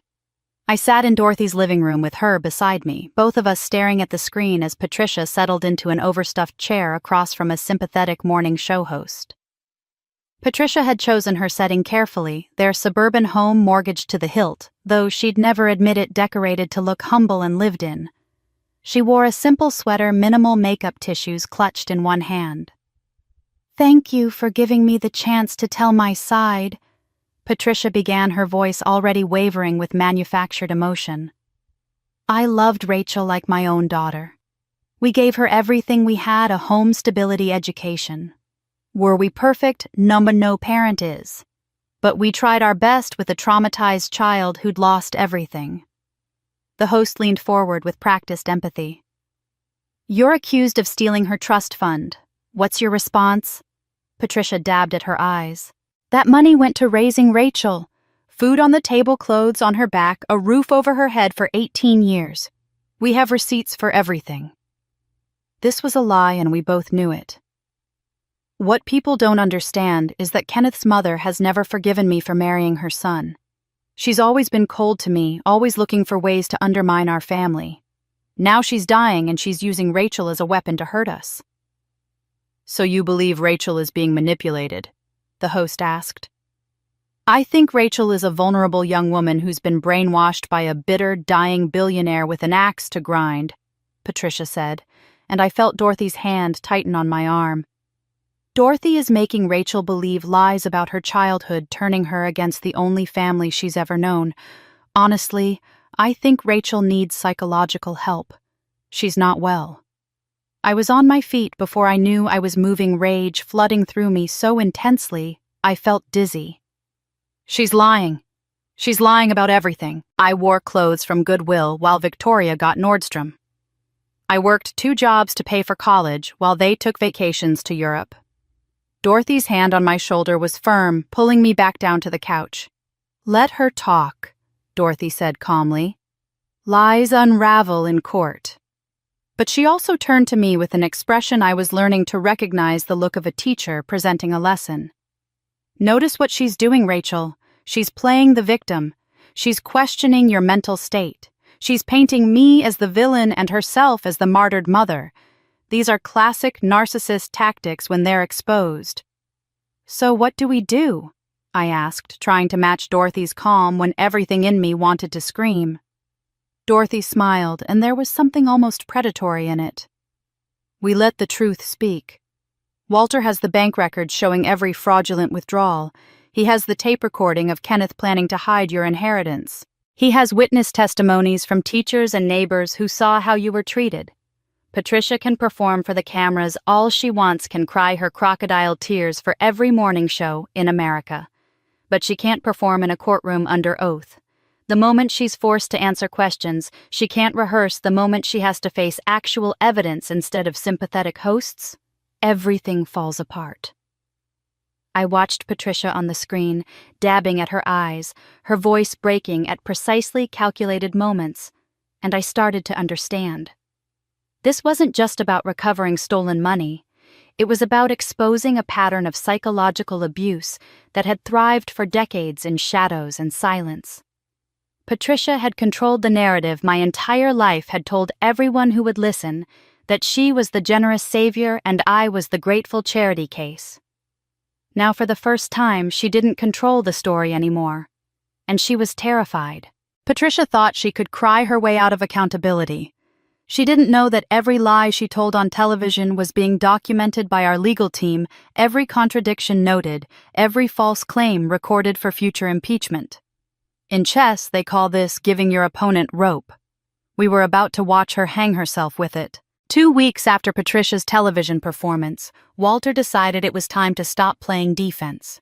He organized a formal press conference at the Grand Hyatt in downtown Seattle, sending invitations to every major news outlet in the Pacific Northwest. When Rachel and I arrived, the conference room was packed with journalists, cameras on tripods, voice recorders scattered across the table where we'd be sitting. Dorothy looked frailer than she had at the wedding, the cancer eating away at her with visible hunger, but her eyes were as sharp as ever when she took her seat beside me. Walter stood at the podium, composed and professional in his charcoal suit. "Thank you all for coming," he began. "We're here today to respond to recent allegations that this lawsuit is frivolous, that Rachel Hayes is manipulating a dying woman, that the family did nothing wrong. I'm not going to argue with words. I'm going to let the evidence speak for itself." He nodded to his assistant who operated the projection system. The screen behind us lit up with a bank statement, the header reading, "Rachel Hayes Trust Fund, Guardian Account." This account was opened in 2003 with an initial deposit of $750,000, Walter said. By 2021, the balance was zero. Let me show you where the money went. The screen changed to show a spreadsheet, each withdrawal highlighted and annotated. $50,000, March 2004, labeled, "Rachel Hayes, Private School Tuition." Walter clicked to the next slide, Rachel's elementary school enrollment records clearly showing attendance at Cedar Ridge Public Elementary. $30,000, July 2007, labeled, "Rachel Hayes, Medical Expenses." Another click, medical records showing a healthy 7-year-old with routine checkups and no hospitalizations. $75,000, September 2010, labeled, "Rachel Hayes, College Fund." Click student loan documents in Rachel's name, work study records from the University of Washington Library. The evidence continued withdrawal after fraudulent withdrawal, each one meticulously documented and cross-referenced with proof that the money had never been spent on Rachel. Walter paused, letting the silence emphasize the weight of what we'd presented. "We also have an affidavit from Rachel's high school counselor, Mrs. Eleanor Rodriguez." The screen showed a notarized statement. Walter read it aloud. "Rachel Hayes came to my office in tears during her junior year. She wanted to apply to colleges but told me her family couldn't afford it. I helped her apply for scholarships and work-study programs. Meanwhile, her sister Victoria drove a new BMW to school every day. I remember thinking something was very wrong in that household." Dorothy took the microphone, then her hands trembling slightly as she gripped it. When she spoke, her voice was weak but carried the force of 22 years of restrained fury. "My son Kenneth and his wife Patricia didn't just steal money," she said. "They stole my granddaughter's childhood, her sense of self-worth, her right to know who she really was." The screen changed again, showing photographs from Dorothy's secret album. 8-year-old Rachel pushing a lawnmower in summer heat, while Victoria sat in a pool in the background. 12-year-old Rachel carrying serving trays at a family gathering, her face carefully neutral while adults laughed and ignored her. The hospital photo that made my chest tighten, 16-year-old Rachel in a hospital bed, pale and alone, the timestamp showing 2:47 a.m. "This photo was taken during Rachel's 5-day hospitalization for pneumonia," Dorothy said. "Patricia Hayes visited once for 23 minutes on day 2. Kenneth came with her and left after 15 minutes. For the remaining 4 days and 23 hours, Rachel was alone. I watched the journalists scribbling notes, saw a few of them exchange glances that mixed disgust with recognition. This was the story they'd been hoping for, the evidence that confirmed what the viral videos had suggested. I watched for 22 years, Dorothy continued, her voice breaking. I documented everything, hoping they would change, praying they would show even a shred of decency. They never did. So I waited for the day Rachel would be strong enough to hear the truth, strong enough to fight back. That day is today. She turned to look directly at the cameras. This isn't about money. It's about child abuse disguised as charity. It's about a family that took a traumatized 5-year-old and turned her into an unpaid servant while spending her inheritance on luxury vacations. And I will spend my last breath making sure everyone knows what they did. Walter was returning to the podium when the commotion started at the back of the room. Security was trying to block someone, voices rising in protest, and then Victoria burst through, her face blotchy and streaked with mascara. She had her phone clutched in one hand, and I realized she'd been watching the live stream. "You're destroying us!" she screamed, storming toward our table. Cameras swiveled to capture her, journalists standing for a better view. "That money paid for your life. We earned it by putting up with you for 18 years. Walter stepped forward, hands raised in a calming gesture. "Ms. Morrison, this isn't an appropriate venue." "Appropriate?" Victoria's voice climbed toward hysteria. "She lived in our house. She ate our food. That trust fund was compensation for dealing with someone else's orphan." The room had gone completely silent. Every camera was recording. Every journalist was frantically typing or scribbling notes. Victoria pointed at me, her fingers shaking with rage. "You were nothing when we took you in. Nothing. We made you. We gave you a life, and this is how you repay us." I stood slowly, meeting her eyes across the room. "Are you done?" Something in my voice, or maybe in my expression, seemed to penetrate her fury. Victoria's face changed, realization dawning as she looked around at the cameras, at the journalists, at the evidence still displayed on the screen behind me. I didn't mean it like that," she stammered, but the damage was catastrophically complete. Walter's smile was barely perceptible, professional mask firmly in place. "Thank you, Ms. Morrison.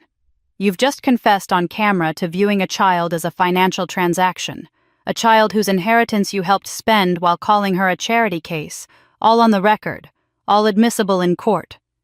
Security finally caught up to her, two men in hotel uniforms gently but firmly taking her arms. As they escorted her toward the exit, I could hear her sobbing, her voice breaking. "I didn't mean it like that. That's not what I meant."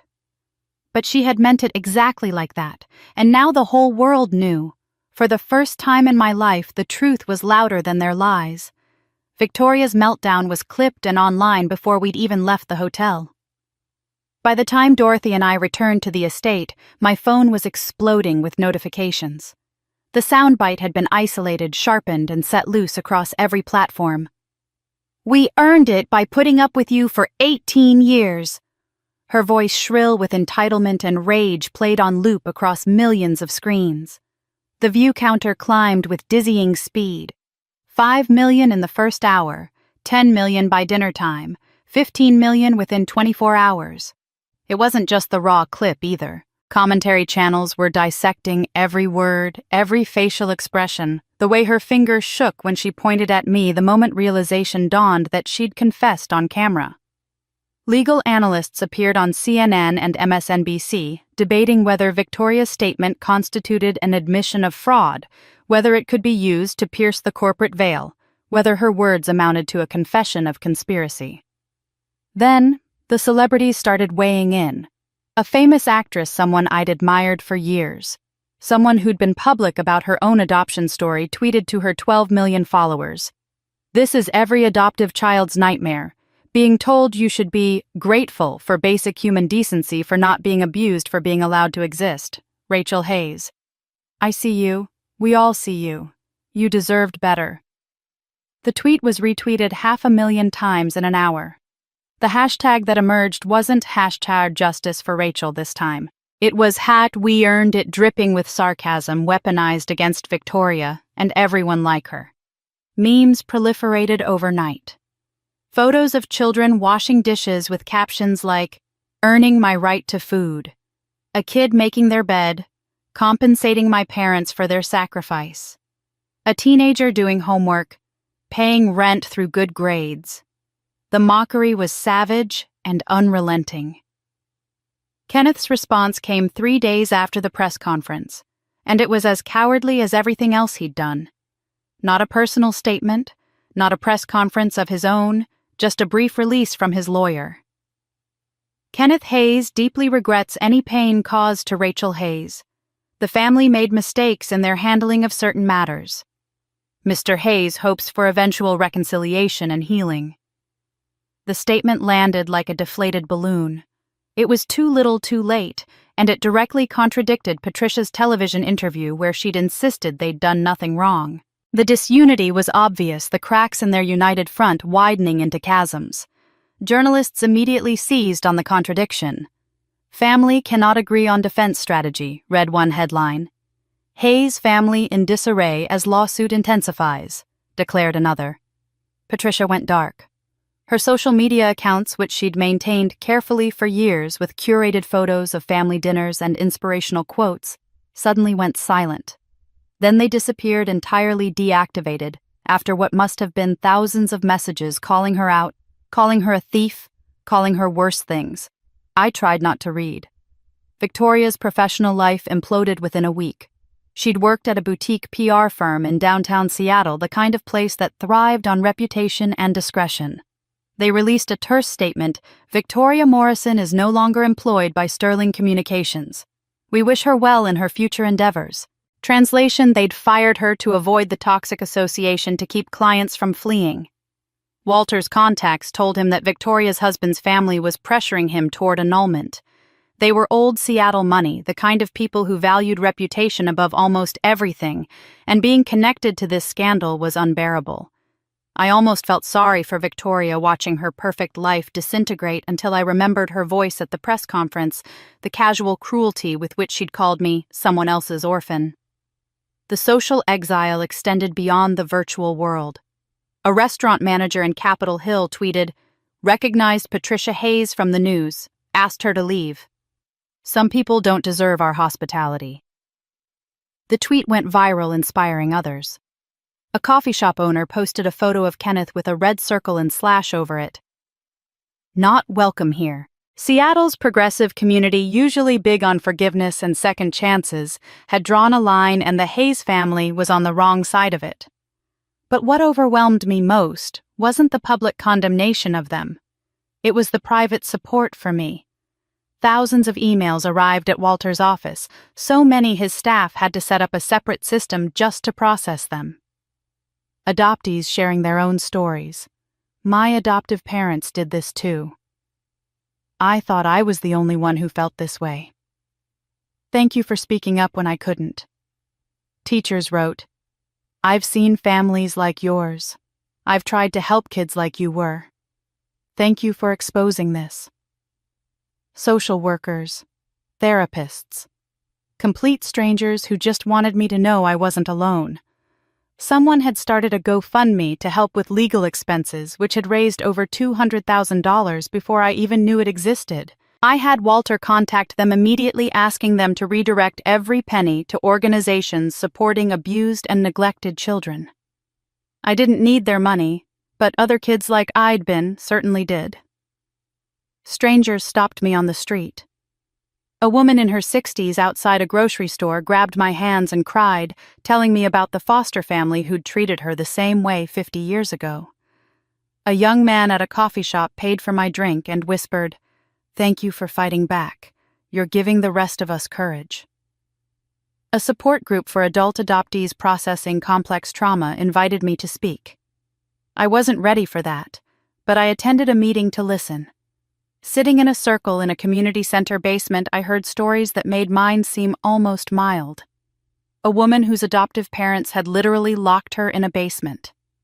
A man who'd been adopted specifically to care for his adoptive parents' biological child with disabilities, treated as a live-in nurse from age 7. Story after story of love, weaponized of gratitude, demanded of children, told they should be thankful for not being beaten or starved or abandoned again.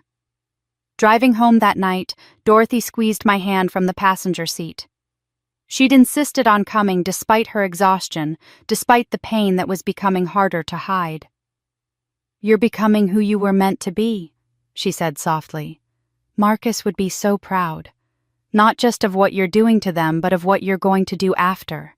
You're going to help so many children, Rachel. You're going to break cycles that have been spinning for generations." The world was on my side now. The court of public opinion had rendered its verdict, and it was unanimous.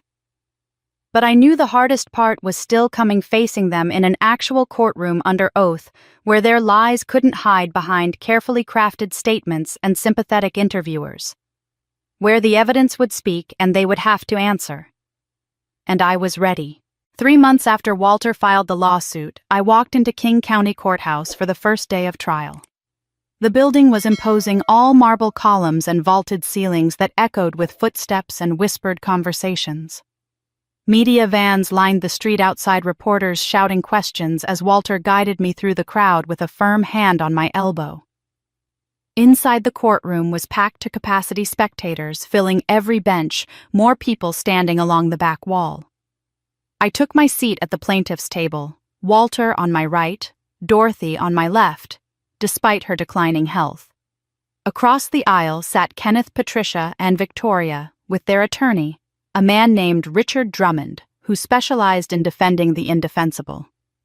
He wore an expensive suit and a practiced expression of righteous indignation that didn't quite reach his eyes. The judge was Honorable Margaret Chen, a woman in her mid-60s with steel-gray hair and a reputation for having no patience for nonsense. She entered, we all stood, and the trial began. The first 2 days were methodical, almost tedious. Walter presented the financial evidence piece by piece, building his case with the precision of a master craftsman. Bank statements, withdrawal records, cross-referenced dates, showing that money taken for my supposed private school education coincided with my enrollment in public school. Receipts from luxury vacations charged against my trust fund while I worked after school at a library for minimum wage.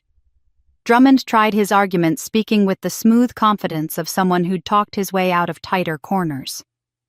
Your Honor, my clients used the trust fund for Rachel's living expenses, which is explicitly permitted under Washington state guardianship law. Food, shelter, clothing, these are legitimate expenses for raising a child. Walter's response was surgical.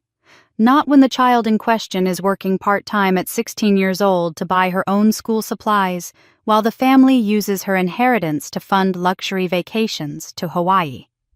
Not when the biological daughter receives a new car while the adopted daughter takes the bus. Not when $75,000 is withdrawn for college expenses while Rachel pays her own tuition through scholarships and student loans. Judge Chen's expression throughout these exchanges made it clear where her sympathies lay. When Drummond tried to argue that raising a child for 18 years entitled his clients to compensation from the trust fund, she'd actually raised her eyebrows and said, "Counselor, are you seriously suggesting that providing basic care to a dependent child constitutes a billable service?" But none of that prepared me for day 3. Walter stood and approached the bench with a document I'd seen before, but whose significance in this moment felt newly weighted. Your Honor, I'd like to submit Exhibit D into evidence. DNA test results. Drummond was on his feet immediately. Objection. Relevance, Your Honor. This case is about financial mismanagement, not genetic relationships. Judge Chen studied Walter for a moment. I'll allow it. Overruled. Proceed, Mr. Walter. Walter nodded to his assistant, who brought up the document on the courtroom's projection screen. I watched as the image filled the space behind the judge's bench, large enough for everyone to read clearly. St. Mary's Hospital, Seattle, Washington. DNA comparison test. Date, May 15, 2003. Subject, a Dorothy Hayes. Subject B, Rachel Hayes. Shared DNA 12.5%. Relationship determination. Consistent with grandmother-granddaughter. The courtroom erupted in whispers. I heard the journalists behind me frantically typing or scribbling notes. Patricia's face had gone completely white. Victoria looked between her parents in confusion. And Kenneth just stared at the table, his jaw clenched so tight I could see the muscles jumping. This DNA test was performed at St. Mary's Hospital on May 15, 2003. Walter said, his voice cutting through the murmurs. 5 days after Rachel's parents died in a car accident. When Rachel was brought to the hospital for treatment of minor injuries, Dorothy Hayes arrived claiming to be the child's grandmother. Hospital protocol required proof of relationship before releasing certain medical information. The test confirmed what Dorothy already knew. Rachel Hayes is her biological granddaughter, the daughter of her son Marcus Hayes, Kenneth Hayes' younger brother. I couldn't breathe. I'd known this intellectually since the night of the wedding, since Dorothy told me in the limousine, but seeing it displayed in a courtroom, seeing it become public record, made it real in a way nothing else had. Kenneth Hayes was present when these results came back, Walter continued. He saw them with his own eyes. He knew from that moment forward that Rachel was not some distant connection or random orphan. She was his niece, his brother's daughter, his mother's granddaughter. Walter pulled out another document, this one a letter in Dorothy's handwriting. Dorothy Hayes wrote to Kenneth on May 20th, 2003, 5 days after the DNA test. I'll read the relevant portion. Let's keep Rachel's connection to me private for now. She's just lost her parents. She's traumatized and grieving. When she's 18 and more stable, we'll tell her everything about her family, her heritage, her place in our lives.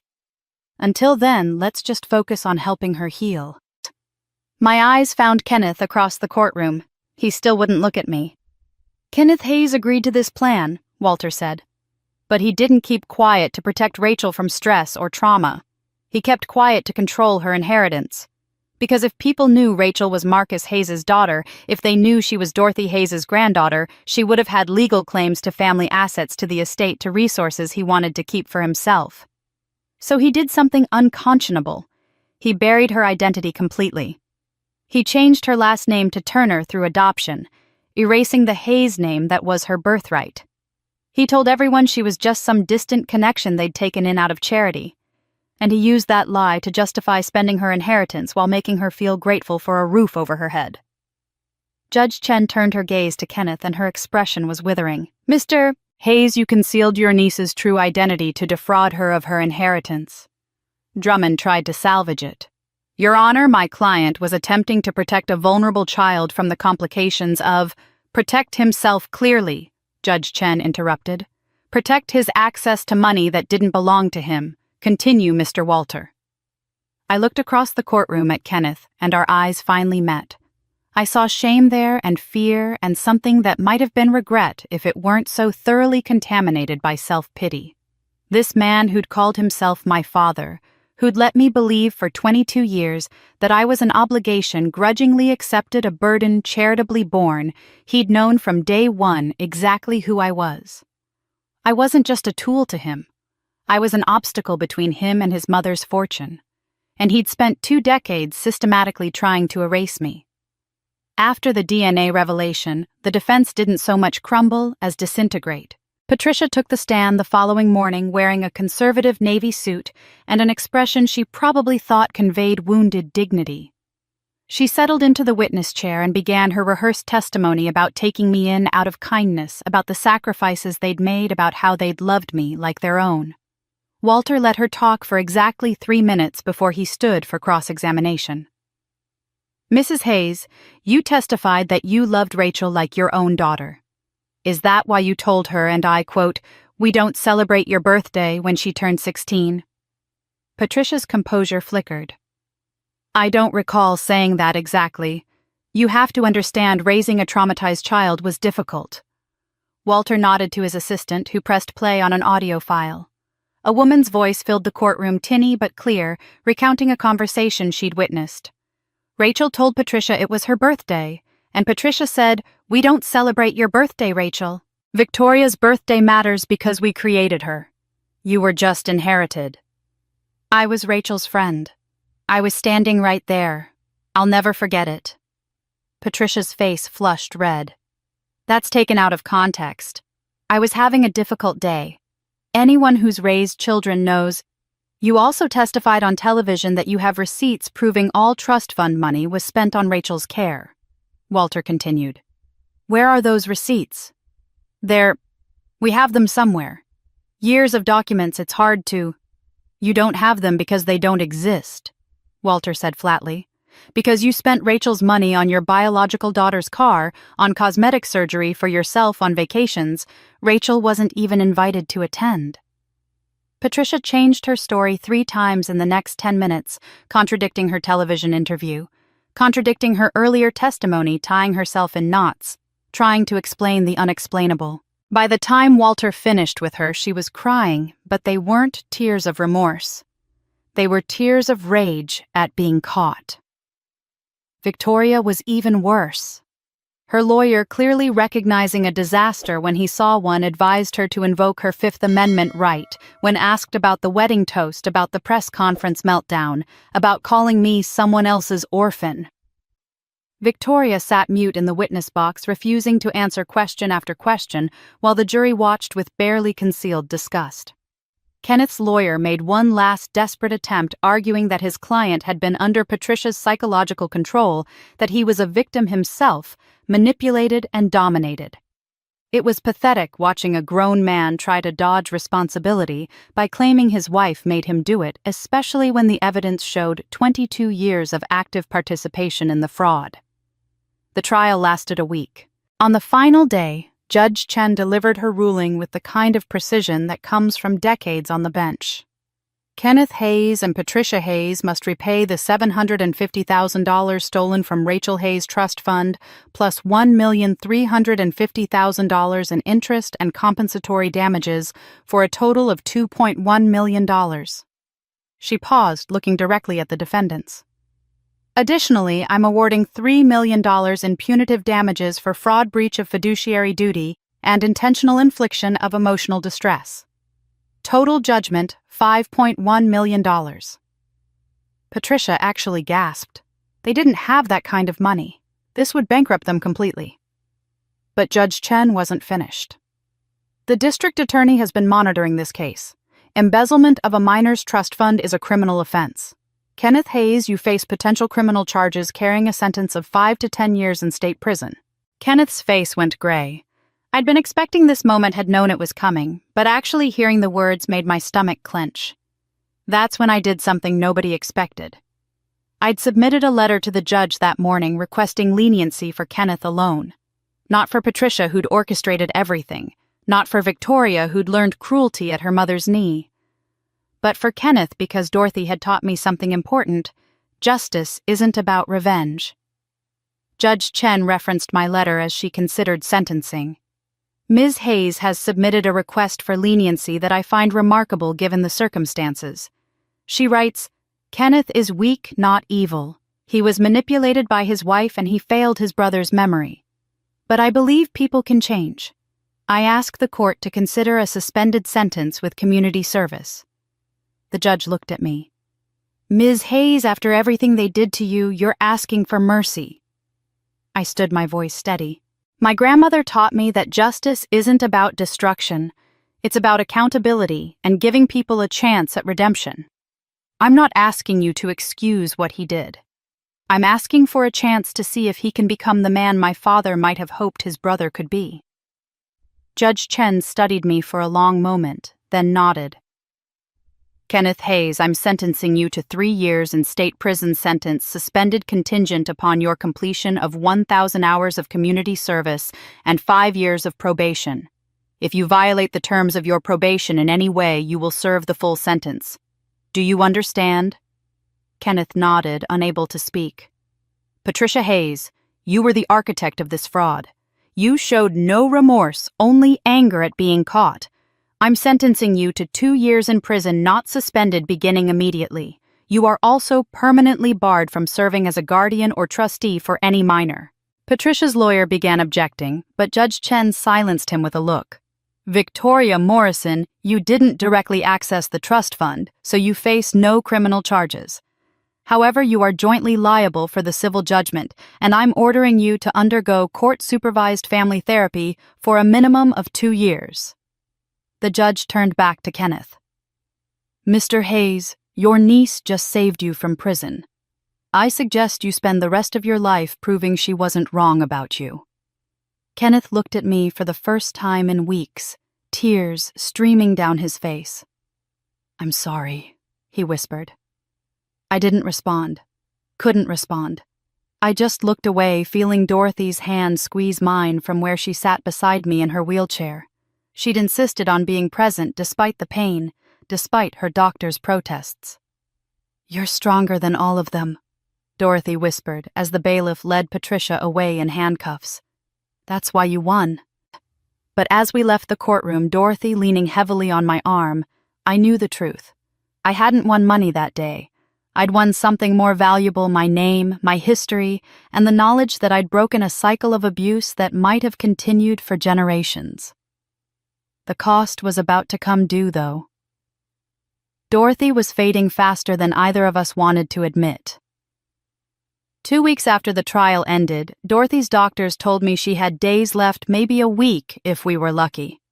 She'd refused hospitalization, insisting she wanted to die in her own home in the bedroom where she'd slept for 40 years, looking out at Lake Washington one last time. I moved into the room next to hers, sleeping in fits and starts, waking at every sound, terrified I'd miss her final moments. The hospice nurse came twice daily, adjusting Dorothy's medications, checking her vitals, speaking in that practiced, gentle tone that somehow made everything worse. Between visits, it was just Dorothy and me. She drifted in and out of consciousness, her lucid moments becoming shorter and farther apart. But when she was present, she talked. She told me about Marcus, about the son I barely remembered. "He was gentle," she said, her voice barely above a whisper. "Artistic. He painted watercolors. Did you know that? Terrible at it, actually, but he loved it anyway. He met your mother in a college art class. She was the talented one, and he'd sit there making muddy messes on canvas just to be near her." I held her hand, memorizing every word, desperate to collect these pieces of my father I'd been denied for so long. "You have his eyes," Dorothy continued. "The exact shade of brown with those gold flecks when the light hits them right. And his kindness. That gentle heart that made him terrible at business and wonderful at being human." "Why didn't you take me in yourself?" I asked one afternoon when she seemed particularly alert. "In 2003, after the accident. You could have raised me." Dorothy's eyes filled with tears. "I was 60 years old, sweetheart, grieving the loss of my youngest son. And Kenneth came to me with such conviction, such promises. He said he wanted to honor Marcus's memory by raising you, by giving you the family Marcus would have wanted for you. I believed him." She paused, struggling for breath. "By the time I realized what they were really doing, you were already so attached to them, already so damaged by their manipulation. I thought if I intervened directly, if I tried to take you away, it would traumatize you even more. So I watched, documented, waited for the moment you'd be strong enough to hear the truth. I was wrong to wait so long. I'm so sorry." "You saved me," I said firmly. "That's all that matters." The next day, Dorothy asked for Walter. She could barely speak above a whisper, but when he arrived with his briefcase, she managed to tell him to bring the blue folder. Walter retrieved it from her desk, his expression solemn as he handed it to her. Dorothy's hands shook as she opened it. Inside were the life insurance documents I'd seen before, the proof that my father had left me $1 million that had grown to $5.6 million over 22 years. But there was another document clipped to them, one I hadn't seen. 1 week before the trial. Dorothy whispered, "I transferred the entire trust into your name. Irrevocably. It's yours now, Rachel. They can never touch it, no matter what happens to my estate." I started to thank her, but she wasn't finished. Walter pulled out another document, and I saw a number that made my vision blur: $15.6 million. "I added $10 million of my own money," Dorothy said. "That's separate from the estate. Use it to start the foundation we talked about." "Foundation?" I asked, though I thought I knew what she meant. "For kids like you, sweetheart. Abused adoptees, foster children, anyone who's been told they're not worth loving. Build them a place that proves otherwise. Give them what you should have had: protection, advocacy, someone who sees them." She coughed, and I could hear the rattle in her chest. "I can't do this without you," I said, crying openly now. "Yes, you can," Dorothy said with the last of her strength. "That's the whole point. You're strong enough now. You're ready." That night, I dozed fitfully in the chair beside her bed, jolting awake at every change in her breathing. At 3 in the morning, her voice cut through my uneasy sleep. Sweetheart. I was instantly alert, leaning close to her. I'm here. I'm right here. I need to tell you something important. She said, her eyes clear for the first time in days. You were never a burden. You were never unwanted. You were always loved by your parents, by Marcus, by me. And now, most importantly, by yourself. Promise me you'll remember that. I promise, I whispered, tears streaming down my face. Good. Dorothy smiled, and in that moment she looked almost peaceful. Then I can go. Her eyes closed. I watched her chest rise and fall, each breath coming slower than the last. I held her hand, feeling her pulse flutter beneath my fingers like a bird's wings. Thank you for seeing me, I whispered. Thank you for fighting for me. Thank you for teaching me that I was worth fighting for. At 3:47 in the morning, Dorothy Hayes took her last breath. I sat in the silence that followed, feeling the weight of her loss and her legacy pressing down on me in equal measure. On the nightstand, I noticed an envelope I hadn't seen before, my name written across it in Dorothy's elegant script. Walter must have left it earlier following her final instructions. My hands shook as I opened it.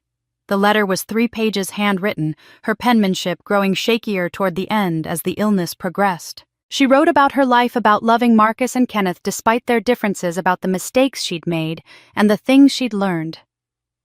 She wrote about the foundation she hoped I'd build, about the children I could help, about breaking cycles of abuse that had spun through generations. The last lines made me sob into my hands. The $8 billion was never the real inheritance, Rachel. You are. You're the proof that love can triumph over cruelty, that kindness can survive in the harshest conditions, that one person choosing to break a cycle can change countless lives. Don't just spend the money. Become it. Live it. Pass it on. She left me an empire. But more than that, she left me a mission to take the pain they inflicted and transform it into protection for others. I didn't know if I was strong enough, but I knew I had to try, because she'd believed I could. 3 months after Dorothy's death, I woke up every morning in her house, feeling like I was drowning in silence and money. The estate had been transferred with the efficiency only ironclad legal documents can provide, making me, at 27 years old, one of the wealthiest women in Washington. My bank account had numbers I couldn't fully comprehend. I owned properties I'd never visited, and I felt completely, utterly lost. Dorothy's memorial service was held on a gray Seattle morning, rain misting down in that persistent way that feels less like weather and more like the city's mood. I'd expected a small gathering, maybe a few dozen people who'd known her in her final years. Instead, hundreds filled the church. Former employees who spoke about her fairness, scholarship recipients she'd funded anonymously, families who'd received help from her quiet philanthropy that never sought recognition or tax deductions. Person after person stood to tell stories about Dorothy's impact, and I realized I'd only known one facet of this woman who'd saved me. Sitting in the front pew listening to these testimonies, something shifted inside me. I had $8 billion, and nothing to do with it except let it accumulate interest. Dorothy had shown me what wealth could do when it had purpose. She'd built something that lasted beyond her lifetime, touched lives that would never know her name, and she'd charged me with continuing that work. I called Walter the next day. Within a week, we were sitting in a conference room with nonprofit consultants, estate planners, and legal specialists. I told them what I wanted: a foundation that would provide what I'd needed but never received. Legal representation for children trapped in abusive, adoptive, or foster situations. Therapy from professionals who understood complex trauma. Educational scholarships that didn't require perfect grades or essays about gratitude. Emergency housing for kids who needed to be removed from dangerous homes immediately. The Dorothy Hayes Foundation for Abused Adoptees. I said and heard my voice crack on her name. We spent 6 weeks developing the infrastructure, filing paperwork, building a team. I interviewed therapists and lawyers and social workers, looking for people who understood that sometimes the family that's supposed to protect you is the one you most need protecting from. Our first case came through a referral from Child Protective Services in Tacoma. A 14-year-old girl named Emma removed from a foster home where she'd been used as unpaid household labor while the foster parents collected her stipend. The parallels to my own story were so obvious they hurt. Emma did all the cooking, cleaning, and yard work while the biological children played and studied. When a teacher noticed Emma falling asleep in class and reported it, an investigation revealed she was working until midnight most nights to complete her chores. I attended the emergency hearing where the foundation's lawyer argued for her removal. I watched Emma sit small and hunched in clothes that didn't fit properly, and I saw myself at that age. After the judge granted removal and placement with a vetted family the foundation had identified, I met with Emma privately. She looked at me with exhausted, suspicious eyes. "Why are you helping me? What do you want?" "Nothing," I said. "Someone helped me when I couldn't help myself. Now I'm passing it forward." "Did you have a family like mine?" she asked. "Yes," I said. "And I survived it. You will too." Over the first year, we helped 47 children. Each case file crossed my desk and I read every single one. I attended court hearings when I could watch as kids were moved from places that hurt them to places that might help them heal. I wrote personal notes to each child, not from some wealthy benefactor they'd never meet, but from someone who understood exactly what they'd endured. The work was exhausting. Some nights I came home and cried from the weight of so many broken childhoods, so much preventable damage. But it was also healing in ways I hadn't expected.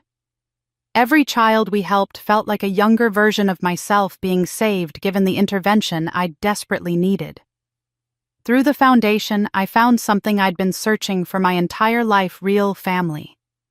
Not the kind determined by blood or legal documents, but the kind built through shared purpose. Melissa, our lead trauma therapist, was a woman in her 50s who'd spent decades working with abused children. She took me under her wing, teaching me about healing, about the long journey from victim to survivor to someone who could help others survive. We'd have coffee every Tuesday morning, and she became the mother figure I'd never had. The legal team, the social workers, the administrative staff, we became a chosen family bound together by our mission to break cycles of abuse. We celebrated wins together and mourned losses. We showed up for each other in ways my adoptive family never had. I also started attending a support group for adult adoptees processing complex trauma. Sitting in that circle of people who understood what it meant to be told you should be grateful for basic human decency, I finally understood what Dorothy had meant when she said family isn't who you're born to, it's who stands beside you. These people, virtual strangers when we met, saw my pain and reflected it back with recognition and validation. They stood beside me as I learned to stand beside myself. I was learning to measure wealth not in dollars, but in lives changed. 47 children in 1 year. 47 futures redirected from potential disaster toward possibility. It wasn't enough. It would never be enough, but it was something real, something Dorothy would have been proud of. But late at night, when the foundation work was done and the house was quiet, I'd sometimes get calls from blocked numbers, hang-ups that felt pointed rather than random. Letters would arrive with no return address, and I'd remember that my old family wasn't done with me yet. They were desperate, dangerous, and circling closer. 18 months after the trial, the letters started arriving. The first came from Kenneth, written on lined notebook paper in handwriting that looked shakier than I remembered. The scandal had made him unemployable in Seattle's tight-knit legal and business community.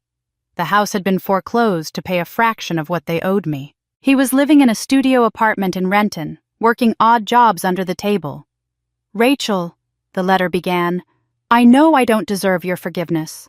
I know I failed you in every way a father figure could fail. But I'm writing to ask you to consider helping Victoria. Her marriage fell apart. She has no income, no prospects. I'm asking not for me, but for her. Could you find it in your heart to help her get back on her feet? Just a small loan to cover rent while she looks for work." I read it once, then filed it away without responding. Kenneth had spent 22 years teaching me that my needs didn't matter. Now he expected me to prioritize Victoria's comfort over my own boundaries. 2 weeks later, another letter arrived, this one from Patricia. The return address was Cedar Creek Correctional Facility, the minimum security women's prison, where she was serving her sentence. Dear Rachel, it began, her handwriting still precise despite the cheap prison-issue pen. I've had a great deal of time to reflect on my mistakes. I was a flawed mother, but I need you to understand that I did love you in my way. Raising you wasn't easy, but I did my best with the tools I had. When I'm released in 8 months, I'll have nothing. No home, no job, very little family support. I'm asking for mercy, just a temporary place to stay while I rebuild my life. Surely you can afford to help the woman who raised you. The manipulation was so transparent it was almost insulting. Patricia hadn't spent 18 months reflecting on her cruelty. She'd spent it calculating her next move, figuring out how to extract resources from the person she'd spent decades exploiting. I filed her letter next to Kenneth's. Then came the email from Victoria's subject line in all caps. Emergency. Please read. I almost deleted it without opening. But something made me click maybe morbid curiosity about what desperate angle she'd try next. Rachel, the email began. I know I hurt you. I know I was horrible at the wedding and during the trial. I've been in therapy working on myself, trying to understand why I treated you the way I did. But right now, I need help desperately. I'm pregnant. My ex-husband wants nothing to do with me or the baby. I have no health insurance, no way to pay for prenatal care. I'm terrified and alone. I know I don't deserve your help, but this baby is innocent. Please, for your niece or nephew, could you help me? I need housing, medical care, just basic support until I can get back on my feet. For a moment, I felt it, that old familiar tug of sympathy, the ingrained response to prioritize others' needs over my own pain. An innocent baby shouldn't suffer because of Victoria's mistakes. Maybe this was her rock bottom, the crisis that would finally make her change. Then I remembered Dorothy's voice. When someone shows you who they are, believe them. I forwarded the email to a private investigator I'd put on retainer, a woman named Sarah who'd done excellent work tracking down information for some of the Foundation's cases. Can you verify this quietly?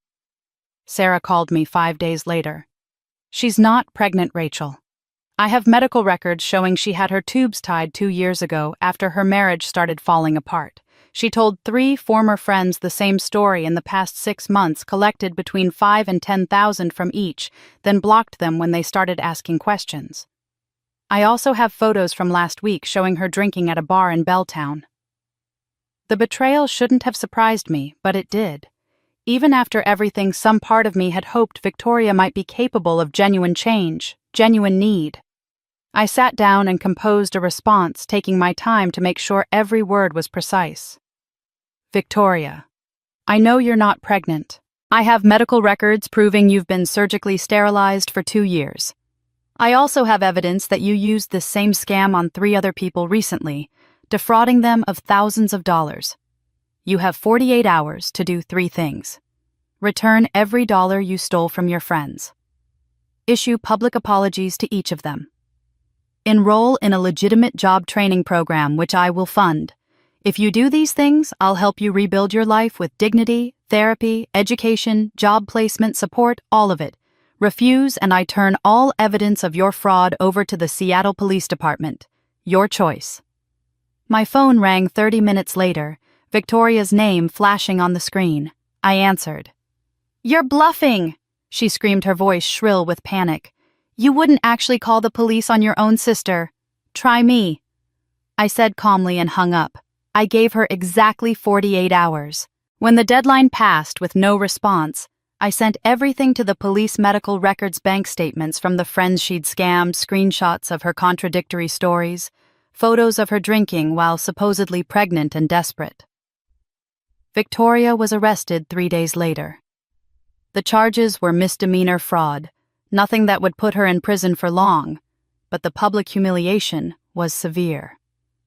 Her mugshot appeared in the local news. Social media, which had already destroyed her once, piled on again. Walter called after seeing the news. You gave her every chance to do the right thing. I gave her a chance at redemption, I said. She chose to keep lying. That's on her, not me. Dorothy would be proud, Walter said. Mercy with boundaries. That's the hardest kind to practice. I thought about that conversation for days afterward. I'd spent my childhood learning that mercy meant accepting abuse, that forgiveness meant letting people hurt you repeatedly, that love required sacrificing your own well-being. Dorothy had taught me something different, that mercy could coexist with boundaries, that offering help didn't mean accepting manipulation, that you could care about someone's well-being without letting them destroy yours. I learned that mercy isn't weakness. It's offering a hand up a genuine path toward change and dignity. But when that hand is slapped away when someone chooses to keep falling because they think you'll always catch them, you let them fall. Victoria chose the fall. And I was done trying to catch people who wanted to drag me down with them. Patricia was released from prison after serving 18 months, and I learned about it not from her, but from a brief mention in a local news article about prison overcrowding. She was 62 years old, had a felony record, and according to the article, no permanent address upon release. I imagined her walking out of Cedar Creek Correctional with a plastic bag of belongings and nowhere to go. She tried to move back in with Kenneth, but he was living in a one-bedroom apartment in Renton that barely had space for him, let alone a second person. He was surviving on odd jobs, paid under the table. His legal career destroyed his reputation in ruins. There was no room for Patricia there physically or otherwise. I heard through Walter's network that she'd reached out to her old friends from the country club days, the women she'd lunched with and gossiped with for decades. They all ghosted her. Not a single returned call, not one offer of help or even acknowledgement. Patricia ended up in a subsidized senior apartment complex in South Seattle, the kind of place she would have driven past without a second glance in her former life. She found part-time work at a grocery store, bagging purchases for customers who might once have been her peers. A local paper did one of those "Where Are They Now" pieces about notable local scandals. The photo showed Patricia in a store uniform, her hair grayer than I remembered her face, harder standing behind a register with a forced smile that looked more like a grimace. The caption identified her simply as Patricia Hayes, convicted of embezzlement, now working retail. The humiliation must have been profound for someone who'd once organized charity galas and looked down on people who worked service jobs. She wrote me one final letter, brief and to the point. I don't ask for money. I don't ask for help. I ask only for forgiveness. I read it once and put it away without responding. Patricia would spend whatever years she had left in obscurity, a cautionary tale about what happens when cruelty finally catches up with you. Victoria's trajectory was even more dramatic. After the fraud arrest, her ex-husband's family pushed hard for an annulment, and a judge granted it based on fraudulent misrepresentation during the marriage. Victoria fought it, but she had no credibility left, no resources to mount a real defense. Her name had become internet poison, permanently attached to videos of her wedding cruelty and her press conference meltdown. She tried what some consultant probably told her was social media rehabilitation, posting carefully crafted apologies and vague statements about working on herself. But the internet has a long memory and no forgiveness for performative redemption. Every post was flooded with comments reminding her of what she'd said, what she'd done, who she really was. Eventually, Victoria disappeared from Seattle entirely. I heard she'd moved to Arizona, trying to start over somewhere no one knew her story. 2 years later, a journalist tracking down the "Where Are They Now" angle found her working at a call center in Phoenix under her middle name. Victoria refused the interview, but the journalist got a photo anyway, a woman who looked 10 years older than she should, wearing a headset in a cubicle farm, her face gaunt and tired. I saw the article online and felt something strange and hollow in my chest. Not satisfaction, not pity, just a deep, exhausted sadness that it had come to this. I called Melissa that evening, needing to process what I was feeling. I thought I'd feel happy seeing her hit bottom, I admitted. Some part of me wanted her to suffer the way she made me suffer, but I don't feel happy, I just feel tired. That's growth, Melissa said gently. You're letting go of the need for her to suffer. You're releasing the emotional investment you had in her destruction. That's healthy, Rachel. That's healing. Kenneth fell furthest perhaps because he'd had the most potential for redemption and squandered it slowly. After his suspended sentence, he'd started strong with his community service requirement, showing up to the homeless shelter where he'd been assigned his 1,000 hours. But depression set in, that paralyzing shame that makes every day feel impossible. He started missing shifts, then missed a meeting with his probation officer. Walter told me Kenneth had come within hours of being sent to prison before his probation officer gave him one final chance. Now he was living alone in that small apartment, estranged from Patricia, who blamed him for being too weak to stand up to his mother, estranged from Victoria, who blamed him for not protecting her from Dorothy's manipulation. He'd lost his wife, his daughter, his mother, his career, his home, and very nearly his freedom. The letter he sent me was different from the others. It didn't ask for money or help or even a response. It was written on plain paper and handwriting that looked like it had taken multiple attempts to get the words right. "Rachel," it began, "I don't expect you to read this, much less respond, but I need to say these things whether you hear them or not. I see now what I did. I destroyed my brother's daughter because I was jealous that my mother loved Marcus more than me. Even after he died, I was competing with a ghost, and you paid the price for my envy. I took your inheritance. I let Patricia abuse you. I erased your identity, all because some sick part of me wanted to prove I deserved what Marcus had. I failed him. I failed you. And I spent 22 years failing the child you were and the woman you became. I'm not asking for forgiveness. I'm not asking for anything. I just need you to know I see it now. I understand what I did, and I'm trying to be better. I'll probably fail at that too, but I have to try." I read that letter 3 times, looking for the manipulation, the angle, the hidden ask. But unlike Kenneth's other communications, unlike Patricia's self-serving justifications, and Victoria's fraudulent emergencies, this rang true. There was no plea for help, no attempt to minimize his responsibility, just raw acknowledgement of what he'd done and why. They'd all fallen. Patricia into bitterness and obscurity, Victoria into denial and exile, Kenneth into despair and isolation. I'd won the lawsuit, exposed their fraud, taken back what they'd stolen. Justice had been served. The scales had been balanced. So why did it feel like everyone had lost? Maybe because revenge was never the point. Justice was. And justice doesn't always feel good. It doesn't give you that clean sense of satisfaction you expect. It just feels necessary, like setting a broken bone. It hurts, but it's what needs to happen for healing to begin. 2 years after the trial, the Dorothy Hayes Foundation had grown into something that would have made its namesake proud.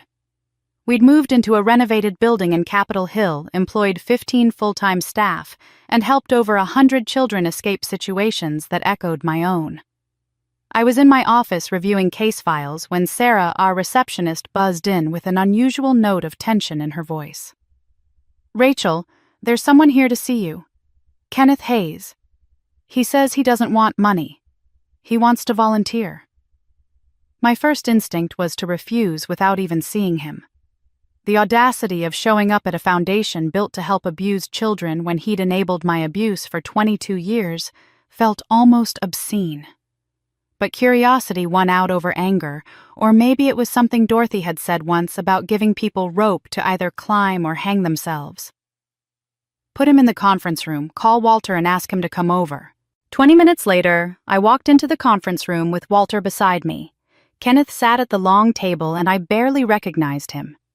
He'd aged dramatically in 2 years, his hair completely gray, now wearing clothes that were clean but worn thin. His hands shook slightly as they rested on the table.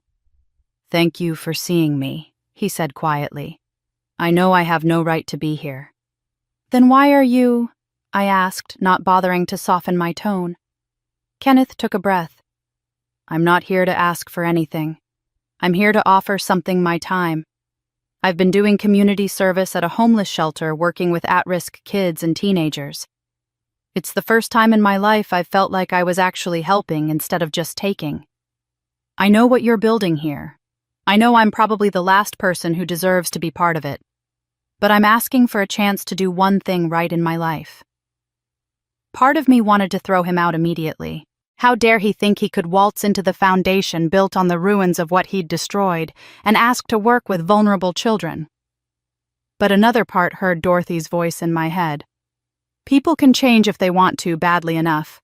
The question is, do you believe he wants to leave the room? I said. Wait in the lobby.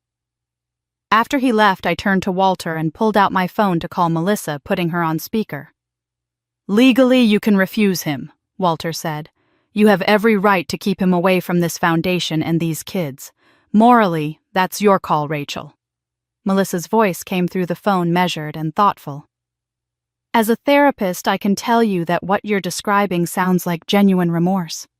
But genuine remorse doesn't erase harm. You don't owe him redemption. The question is whether you believe he's changed enough to be safe around these kids. I want to see proof, I said. Documentation of his community service, references from the shelter. I need to know this isn't another manipulation. Kenneth provided everything. His community service logs showed 800 hours completed, 200 more than his sentence required, and he was still showing up weekly despite having fulfilled his obligation. The shelter supervisor's testimonial was glowing. Kenneth is patient, never judgmental, shows up on time every week. The teenagers respond to him. He's become an asset to our program. I spent 3 days thinking about it, barely sleeping, weighing Dorothy's lessons about redemption against my own hard-won understanding that some people don't deserve second chances. Finally, I called Kenneth back to the office. I'll let you volunteer, I said, watching his face carefully. But there are conditions. You'll be supervised at all times. You'll work with teenage boys in the program, kids who've had absent or abusive father figures. And if you lie to me even once, if you manipulate anyone, if you do anything that makes me question this decision, you're gone forever. I'm not doing this for you. I'm doing it because these kids deserve every good person we can find. Prove you're one of them. Tears streamed down Kenneth's face. Thank you. I won't let you down. Over the next 6 months, I watched him carefully looking for signs of the man who'd buried my identity and spent my inheritance. Instead, I saw someone different emerge. Kenneth led a weekly support group for teenage boys, many of whom had fathers who'd abandoned them or abused them or simply failed them in quieter ways. He shared his own story with my permission, talked about his failures, his jealousy, his cowardice. He became a living example that accountability was possible. The kids responded to him in ways I hadn't expected. One afternoon, a 15-year-old named Marcus, which felt like some kind of cosmic joke or blessing, came to my office. Ms. Hayes, I just wanted to say thank you for letting Mr. Kenneth work here, he said. He told me something last week that I can't stop thinking about. He said being a man means owning your mistakes, not running from them. I've never heard anyone say that before. My dad just left. He didn't own anything. I watched Kenneth through the glass wall of my office, saw him sitting with a group of boys listening with attention that looked genuine. He'd aged into someone I didn't recognize, and maybe that was the point. Maybe redemption required becoming someone new. I gave Kenneth what no one ever gave me growing up, a second chance. Not because he deserved it, but because I wanted to prove that the cycle could be broken. That hurt people don't have to hurt people. That redemption is possible if you're willing to work for it every single day. 3 years after Dorothy's death, on a rainy Tuesday afternoon, a 9-year-old girl named Sophie arrived at the Foundation's residential program. Her case file read like a modern horror story adopted at age 3 by a couple who'd seemed perfect during the screening process, then used her as content for their family influencer brand. Thousands of followers watched carefully curated videos of their perfect blended family, while behind the camera, Sophie was emotionally starved and physically disciplined for not performing happiness on command. A teacher had noticed bruises and made the call that saved her. I met Sophie during intake, which I didn't usually attend anymore, but something about her case file had pulled at me, and I'd asked to be present. She was tiny for 9, with dark hair and eyes that looked too old for her face. She wouldn't make eye contact, just stared at her shoes while the social worker explained the program. I knelt down to her level. "Hi, Sophie. I'm Rachel. You're safe here. No one will hurt you anymore." She looked at me then, just for a second, and whispered, "Do I have to be grateful?" My heart shattered. This child had been taught the same lesson I'd learned, that safety was a privilege requiring constant thankfulness rather than a basic right. "No, sweetheart," I said, my voice thick. "You never have to be grateful for basic safety. That's a right, not a favor." I didn't usually get personally involved with the kids in our program. Melissa had helped me establish professional boundaries, had explained that I couldn't save every child by myself, that the foundation's strength was in its systems and staff. But Sophie was different. The parallels to my own story were impossible to ignore. A child used as a prop, taught to perform gratitude, punished for failing to be what others needed her to be. I started visiting during her art therapy sessions. The therapist mentioned Sophie loved to draw, and I remembered the picture Patricia had torn up when I was 7. I brought Sophie a full set of art supplies, professional grade-colored pencils, and thick sketch paper, and watched her face light up in a way I suspected it rarely had. One afternoon, Sophie showed me a drawing she'd finished: 2 women holding hands, one tall with dark hair, one shorter with silver hair. Both were smiling. "Who are they?" I asked gently. Sophie looked up at me with those 2 old eyes. "It's you and Grandma Dorothy. I read about her in the brochure in the common room. I wish I had a grandma like that." I had to blink back tears. "You know what you do now? Not by blood, but by choice." Over the following months, I taught Sophie to play piano, sitting beside her on the bench in the Foundation's music room. Dorothy had taught me the same way in secret visits Patricia had always cut short. Now I taught Sophie the same simple melodies, watched her small fingers find the keys. Saw her smile when she got a song right. We started a ritual: ice cream Fridays. Every Friday after school, I'd pick Sophie up and we'd go to the ice cream shop near the Foundation. I'd order mint chocolate chip, she'd get strawberry, and I'd ask the question Dorothy used to ask me, "How was your week, sweetheart?" Sophie would tell me about school, about the other kids in the program, about the things she was learning and feeling. And I would listen the way Dorothy had listened to me, like every word mattered, like her experiences were valid and important. 6 months into our relationship, Sophie asked me a question that changed everything. "Miss Rachel, can I call you?" "Auntie?" I couldn't speak for a moment. This child wanted me permanently in her life, wanted to claim me as family. I talked to the Foundation's board, to Sophie's social worker, to Melissa. Sophie didn't need formal adoption. She was thriving in the residential program with peer support and professional care. But she needed what I'd needed: one person who would be there unconditionally, who would choose her again and again. We created a legal guardianship through the Foundation's Forever Family program, connecting children with adult mentors for life.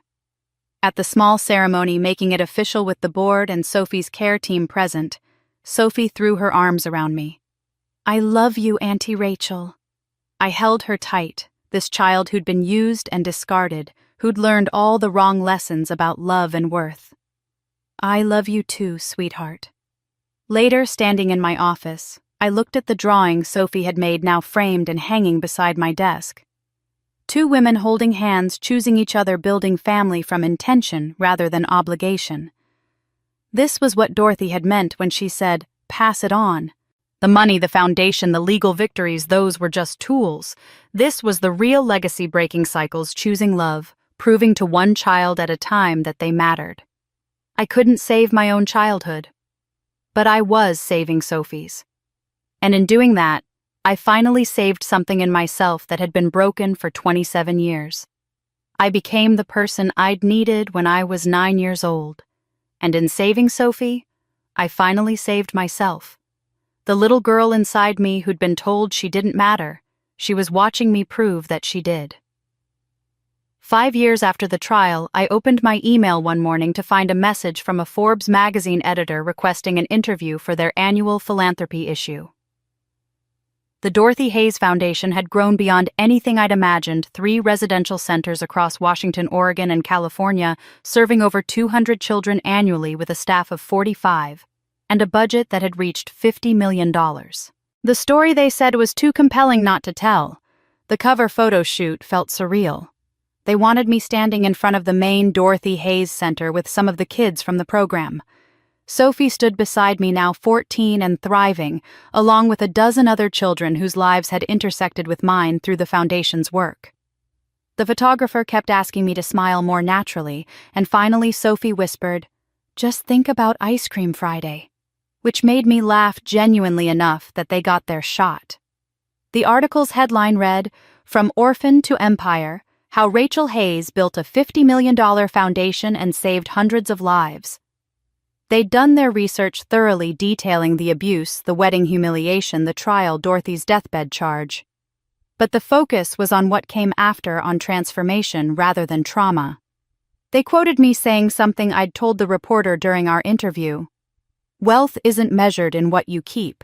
It's measured in what you give that keeps giving." The response was overwhelming. The story went viral within hours, but this time the narrative wasn't about my victimhood or the family's cruelty. It was about hope, about systems change, about what's possible when pain gets transformed into purpose. NPR called for an interview.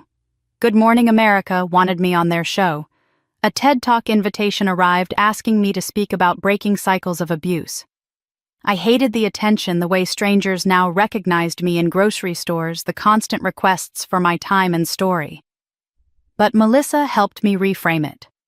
Every interview was a chance to advocate for adoptee rights, to push for foster care reform, to educate people about trauma-informed care.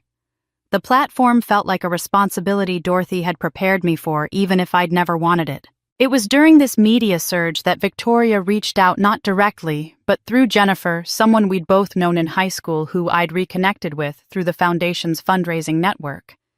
Jennifer called me with obvious discomfort in her voice.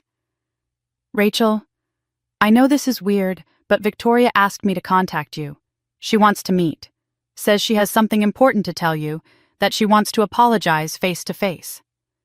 Everyone advised me to refuse. Walter said it was likely another manipulation. Melissa worried about my emotional safety. Sophie, with the wisdom of a 14-year-old who'd learned to read people's intentions for survival, said simply, "You don't owe her anything." But some part of me needed to know if Victoria was capable of genuine change, or if she'd remain frozen in the cruelty I remembered. I agreed to meet at a neutral coffee shop in Fremont, with Foundation security sitting at a nearby table. Victoria arrived 10 minutes late, and I barely recognized her. She'd aged in ways that went beyond years. Her face harder and thinner, her clothes expensive but worn at the edges. She sat down across from me without ordering anything. "Thank you for coming," she said quietly. "I wasn't sure you would." "I almost didn't," I replied. "Say what you came to say." Victoria took a breath. "I've spent 5 years thinking about what I did to you. I was cruel. I was raised to be cruel, but that's not an excuse. I'm in therapy now, actually doing the work instead of just performing recovery for social media. I'm trying to understand why I treated you the way I did, why I needed to hurt you to feel powerful." She paused. "I'm not asking to be in your life. I'm not asking for forgiveness. I just wanted to say I'm sorry, and that I'm proud of what you've built, even though I have no right to be." I studied her face, looking for the performance, the angle. Part of me wanted to believe this was real growth. But I'd learned from Dorothy that believing someone had changed and trusting them were two different things. "Victoria, I appreciate that you're in therapy. I genuinely hope you find peace." I kept my voice level. "But I need you to understand something. We're not sisters. We never were. You were a person I lived with who hurt me repeatedly, systematically for 22 years. Apologizing now doesn't undo that damage." Her face fell, hope draining from her expression. "So you'll never forgive me?" "Forgiveness isn't something you get to demand," I said. "It's something I might choose for myself in my own time as a way to let go of anger. But forgiveness doesn't mean reconciliation. I don't trust you, Victoria. I don't want you in my life, and that's my right." I stood to leave, then turned back. Family isn't who shares your blood or your childhood home. Family is who stands beside you, not above you. You spent your whole life standing on top of me, using me as a stepping stone to make yourself feel elevated. I'm not giving you another chance to do that." I walked out of the coffee shop without looking back, heard Victoria crying behind me, but didn't turn around. Outside, the autumn air felt crisp and clean, and I realized I felt nothing. Not satisfaction at her tears, not guilt for refusing her olive branch, just a calm certainty that I'd made the right choice. 6 years after the trial, a phone call interrupted my morning coffee. The caller ID showed an unfamiliar Oregon number, and I almost let it go to voicemail. Something made me answer. "Ms. Hayes, this is Caroline Miller, a social worker at Riverside Hospice in Bend, Oregon. I'm calling about Patricia Hayes. She's in our care and she's asked us to contact you." My hand tightened around the phone. "What does she want?" "She has stage 4 pancreatic cancer. The doctors give her 2 to 3 weeks. She's written you a letter and wants to know if you'll visit." The same cancer that had killed Dorothy. The bitter irony wasn't lost on me. "She's not my mother," I said flatly. "And no, I won't visit." I hung up before the social worker could respond. But 3 days later, a thick envelope arrived via certified mail forwarded by the hospice. I stared at it for a week, moving it from my kitchen counter to my desk to the drawer where I kept things I didn't know what to do with. Finally, late one night when I couldn't sleep, I opened it. 8 pages handwritten in script that grew shakier as it progressed. Patricia's handwriting unmistakable, even weakened by illness. "Rachel," it began, "I don't expect you to read this. I don't deserve that courtesy. But I'm dying, and I need to tell the truth before I go." She wrote about her own childhood, about a mother who'd measured love and achievement and withheld affection as punishment. "I was told I was worthless unless I was perfect. So I became someone who could only feel powerful by controlling others, by making someone else feel as small as I'd felt. When Kenneth brought you home, I saw myself in you." She continued, her handwriting becoming harder to read. "A little girl who'd lost everything, who was scared and grieving. And I hated you for it. Because you remained kind despite your pain, and I'd become cruel because of mine. Your resilience was a mirror showing me everything I'd failed to be." She confessed to specific cruelties with a clarity that suggested she'd been thinking about them for years. "The day I tore up your drawing, it wasn't about the drawing. It was because watching you grieve openly reminded me I'd never been allowed to grieve anything. The birthday comment wasn't about you. My mother used to forget my birthday, would tell me I wasn't special enough to celebrate. I gave you the same wound she gave me." The letter's final page was almost illegible. "I'm not asking you to forgive me. I'm not asking you to visit. I just need you to know you were never the problem. I was.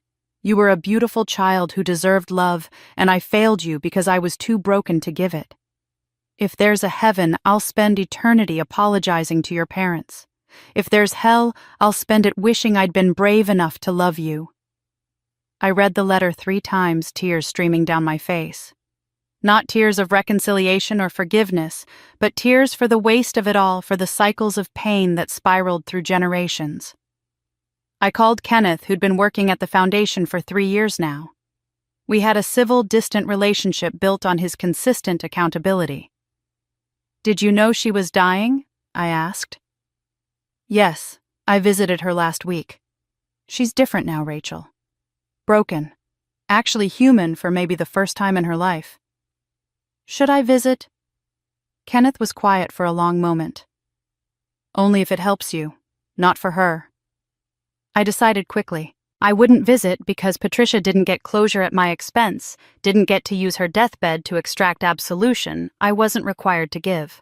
But I called the hospice and told them to send all bills for her care to me. "Make sure she's comfortable. Pain medication, whatever she needs. She doesn't need to know who's paying." "That's very generous," the social worker said. "It's not generous," I replied. "It's human." Patricia died 2 weeks later. I didn't attend the funeral, but I sent flowers with a card that said simply, "You can rest now." Kenneth called after the service, his voice thick. "The flowers were beautiful. Thank you." I didn't do it for her, I said. I did it so I could look Sophie in the eye and tell her that even people who hurt us deserve basic human dignity at the end, because that's how cycles break.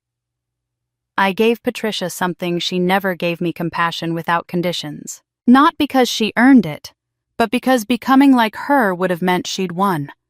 And I'd already won by becoming everything she wasn't. 10 years after Dorothy's death, I stood before 500 people at the dedication ceremony for the Marcus and Dorothy Hayes Center for Second Chances. The building rose behind me, all glass and light, $100 million transformed into hope. 200 residential beds, a full therapy center, classrooms, art studios, a gym where kids could be kids without performing gratitude. I was 37 now, silver threading through my hair at the temples in a way that reminded me of Dorothy. Behind me on the stage sat Melissa, who'd become the foundation's executive director, Walter, still serving as board chair despite his retirement from private practice, Kenneth running our boys' mentorship program, and Sophie, 19 now and studying social work, our official youth ambassador. I took the microphone and looked out at the crowd, donors who'd believed in this vision, journalists documenting this moment, city officials who'd helped navigate permits and zoning, and over 100 kids from our programs who'd come to see what they'd helped build just by surviving. 10 years ago, I began, my voice steady. I stood at a wedding and heard the words "adopted girl" used like a curse. Someone wanted me to feel small, unwanted, worthless. I paused, let the silence hold. Today, I stand here and say yes. I'm an adopted girl, and adopted kids are chosen. We're wanted. We're worthy. The applause started small and built like a wave, and I saw some of the kids in the front row sitting up straighter, saw something shift in their faces. This center exists because my grandmother Dorothy Hayes taught me that the best revenge isn't destruction, it's creation. We're not here to punish the people who hurt us. We're here to make sure no other child has to beg for the love they deserve. I shared the numbers we'd prepared: 1,847 children served over 10 years, 94% going on to stable lives, education, careers. That's 1,847 lives that matter. That's 1,847 kids who know they're not charity cases. They're champions. After the ceremony, after the photographs and handshakes and promises to stay in touch, I returned to Dorothy's estate. I still lived here, had converted part of it into the foundation's administrative headquarters, while keeping the private spaces sacred. In my study, I remembered the safe I hadn't opened in years. Inside were Dorothy's original will documents, the DNA test from 2003, and a small envelope I'd been instructed to open on the 10th anniversary. I'd forgotten about it until this moment. My hands shook as I broke the seal. Dorothy's handwriting, weakened by illness, but unmistakably hers, filled 3 pages. She wrote about Marcus, about watching me endure cruelty without becoming cruel, about choosing to heal instead of harm. The $8 billion was never the real inheritance, she wrote. You are. You are the proof that love is stronger than hate, that kindness is stronger than cruelty, that one person choosing to break a cycle can save thousands. The letter ended. The money was just the tool. You were always the weapon. I sat with those words as tears streamed down my face. Through the window, I could see Kenneth playing soccer with 3 boys from the program, actually laughing. Sophie sat on the porch, sketching, probably designing something for her college portfolio. Melissa paced the garden on her phone, coordinating another rescue. This community of healers, this army built on Dorothy's foundation, and my determination was the real legacy. I walked to the window and placed my hand on the glass. I did it, Grandma, I whispered. I became what they said I'd never be. They tried to make me small. Grandma Dorothy taught me to grow, and now I'm teaching others to bloom. That's the best revenge, not destruction but creation. Not tearing down their legacy, but building one so bright it makes theirs disappear into shadow. I won, not by destroying them, but by becoming everything they said I could never be, and then using that power to make sure no child ever feels as small as they made me feel. That's justice. That's love. That's legacy. And somewhere I know Grandma Dorothy is smiling, because the little girl who was told to find another table didn't just find one. She built a table big enough for everyone who'd ever been told they didn't belong. And we're all sitting there now, together, finally home. If you've made it this far, thank you for listening to my story. It wasn't easy to share, and I know it wasn't always easy to hear. But I told it because somewhere out there, someone needs to know they're not alone. If you grew up feeling like you had to earn love, like you were never quite enough, like gratitude was a debt you could never repay, I see you. You matter. Your pain was real, and you deserved better. The Dorothy Hayes Foundation is still growing, still fighting for kids who need someone to believe in them. If this story touched you, if you believe every child deserves to be seen and valued, I'd be grateful if you'd subscribe to this channel. We share updates about the Foundation's work stories from other survivors and resources for anyone navigating complex family trauma. Your subscription helps us reach more people who need to hear these messages. I'd also love to hear from you in the comments. Have you experienced something similar? What part of this story resonated most with you? What would you have done differently? Your perspective matters, and this community thrives when we share our truths with each other. Sometimes the bravest thing you can do is say, "Me too," and let someone else know they're not alone. Remember, you don't have to be perfect to be worthy. You don't have to be grateful for basic human decency. And you are never ever too broken to build something beautiful. Thank you for being here. Thank you for listening. And thank you for being part of breaking these cycles one story at a time.